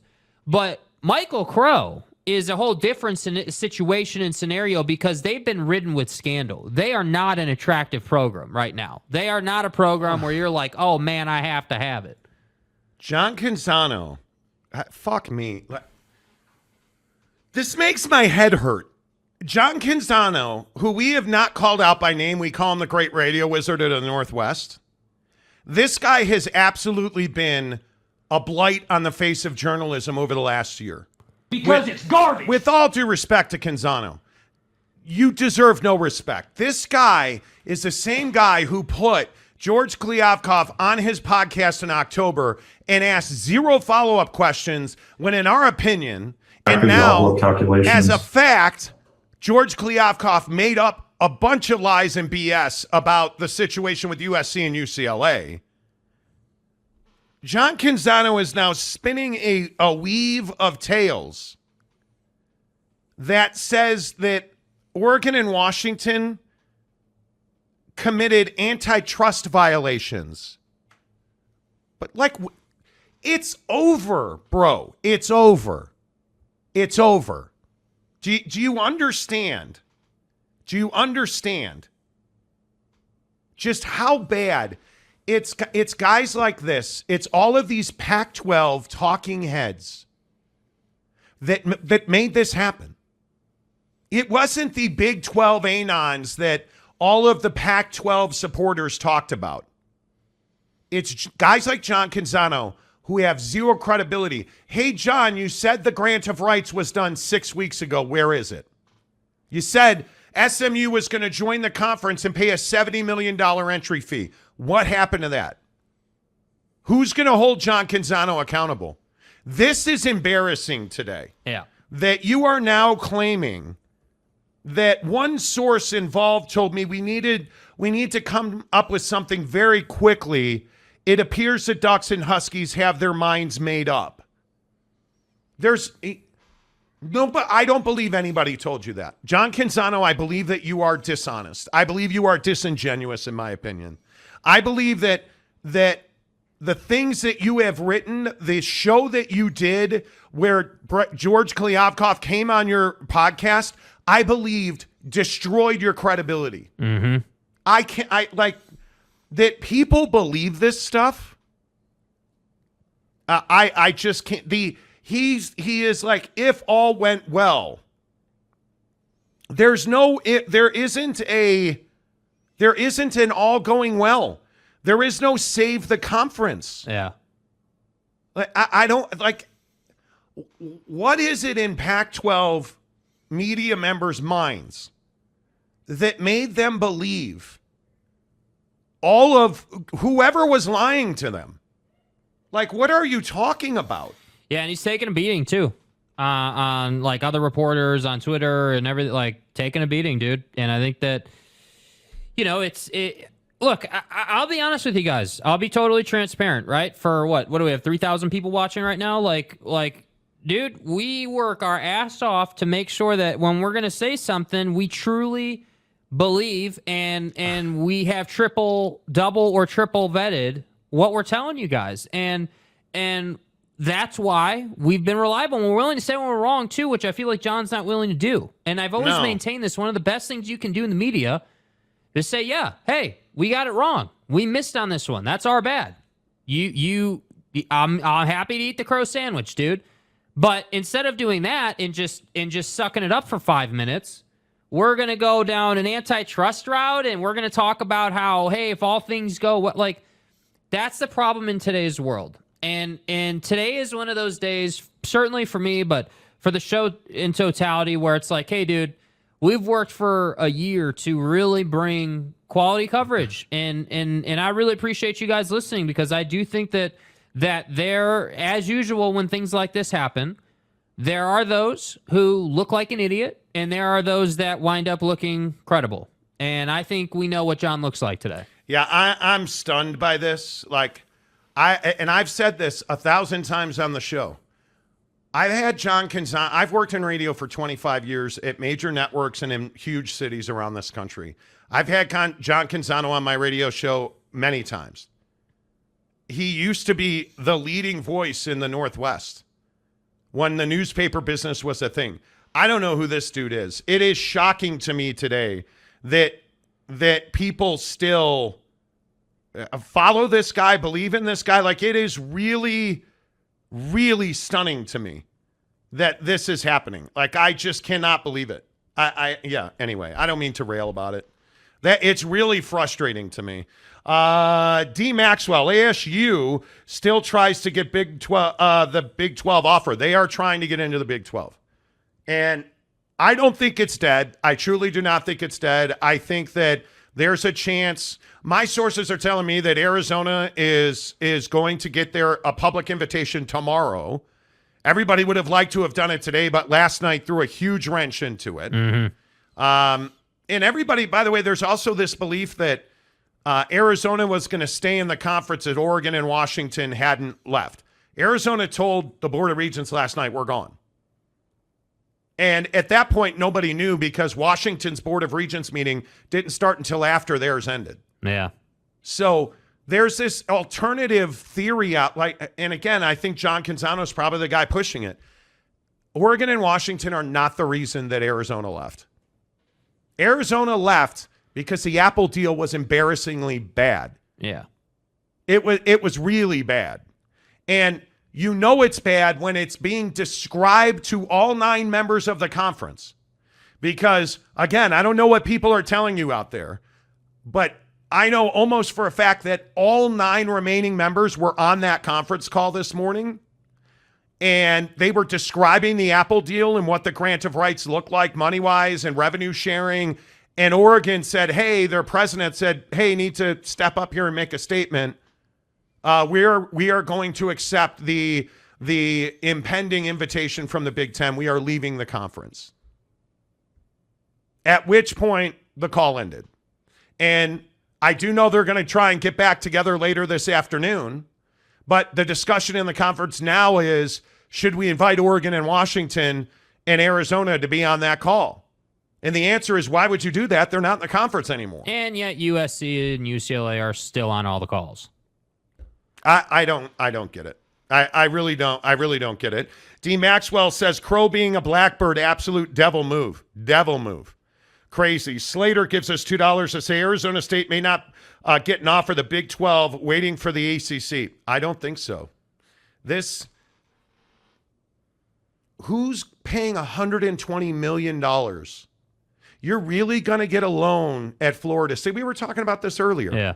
Florida State's floating the idea that they're going to get a loan to buy themselves out of the grant of rights. You're so committed to leaving. I don't believe that. What, in my opinion, is a productive conference. It's not a great conference, but it's productive.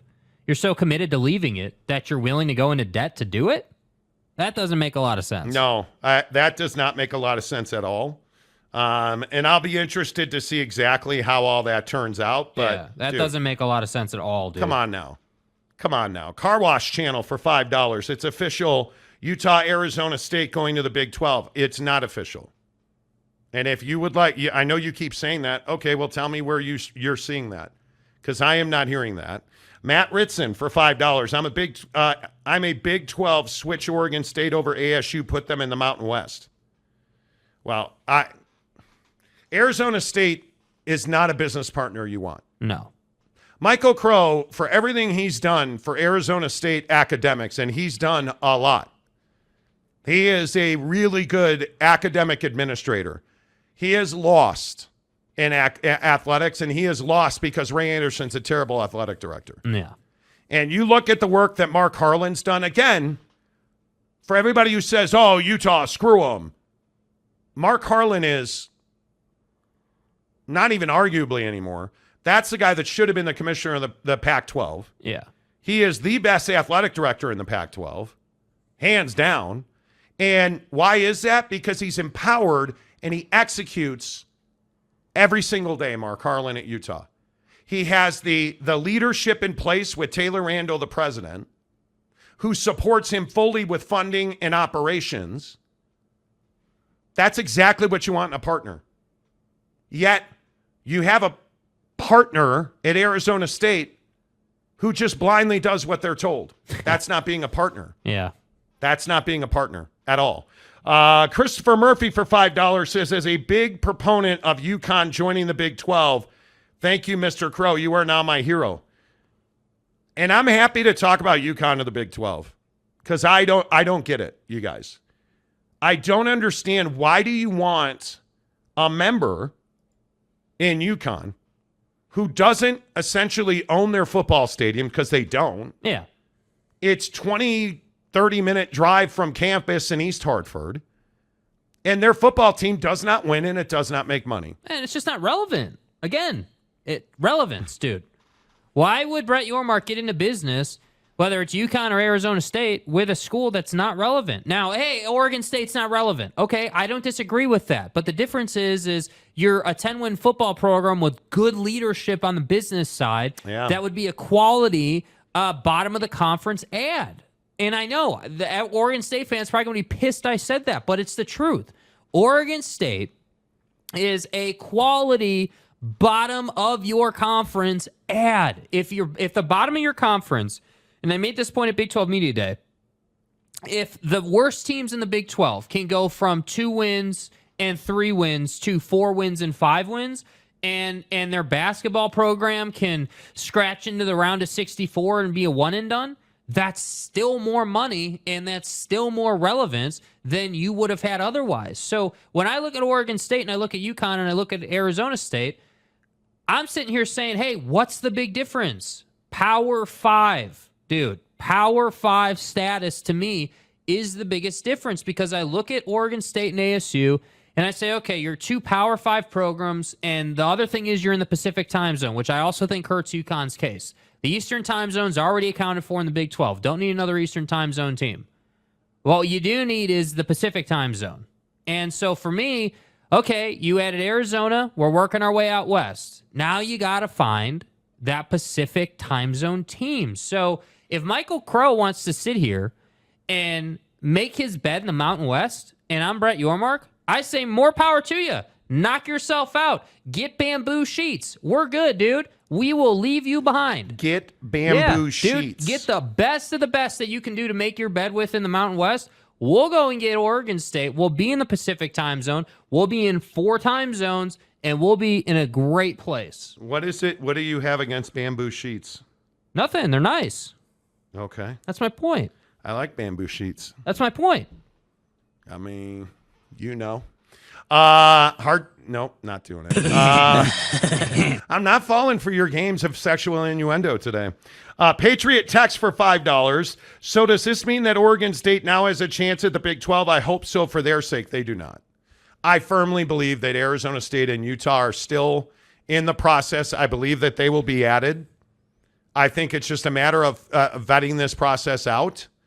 I do not believe that Oregon State has a chance. Which unfortunately, because I think Oregon State's a better ad than Arizona State. I'm sorry, Arizona State. Like, you're so incompetent. Michael Crow and Ray Anderson are so incompetent. Yeah. But I think they're going to get in because the perception's reality, and the perception of Arizona State is they're a brand. And I think that, again, the Pac-12 not having national distribution means the perception of Oregon State is wrong. It's skewed. Because I'm telling you, Oregon State would be a really good ad in the Big 12. That's not a place you want to go and play a football game. Mm-hmm. And I think the Beavers are going to win 10 games this year, and they're going to make a statement. They're going to be out to prove a point, in my opinion.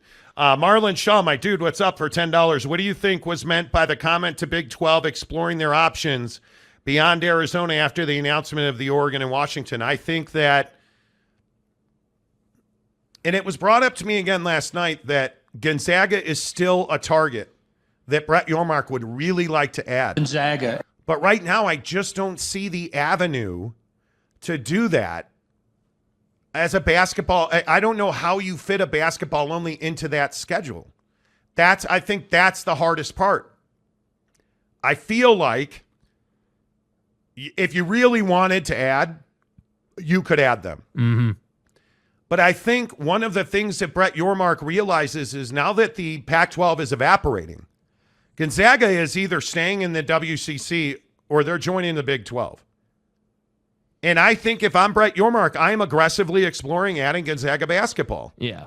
Because I don't see UConn as a fallback position. I don't believe that the Big 12 will add UConn anytime soon. And I could be wrong about that. I've heard it both ways. Well, I think Gonzaga is a better budget buy. I mean, again, you don't have to. It is a budget buy. You don't have to deal with, the football program situation at UConn. You also get a tournament team every single year in Gonzaga, and we haven't even got to the non-revenue generating sports, which everyone seems to ignore.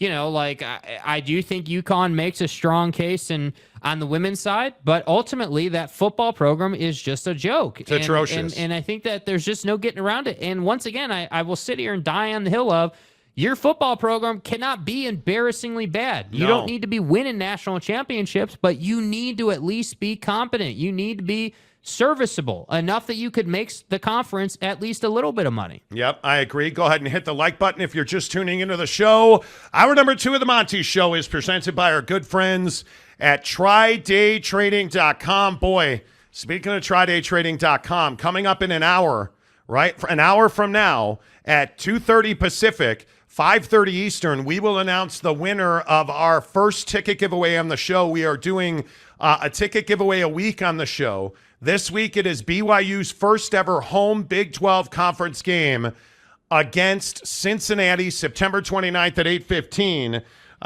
It's going to be very interesting to see how BYU scales up into the Big 12. But one of our viewers will be at that game. We will announce the winner of that in an hour from now.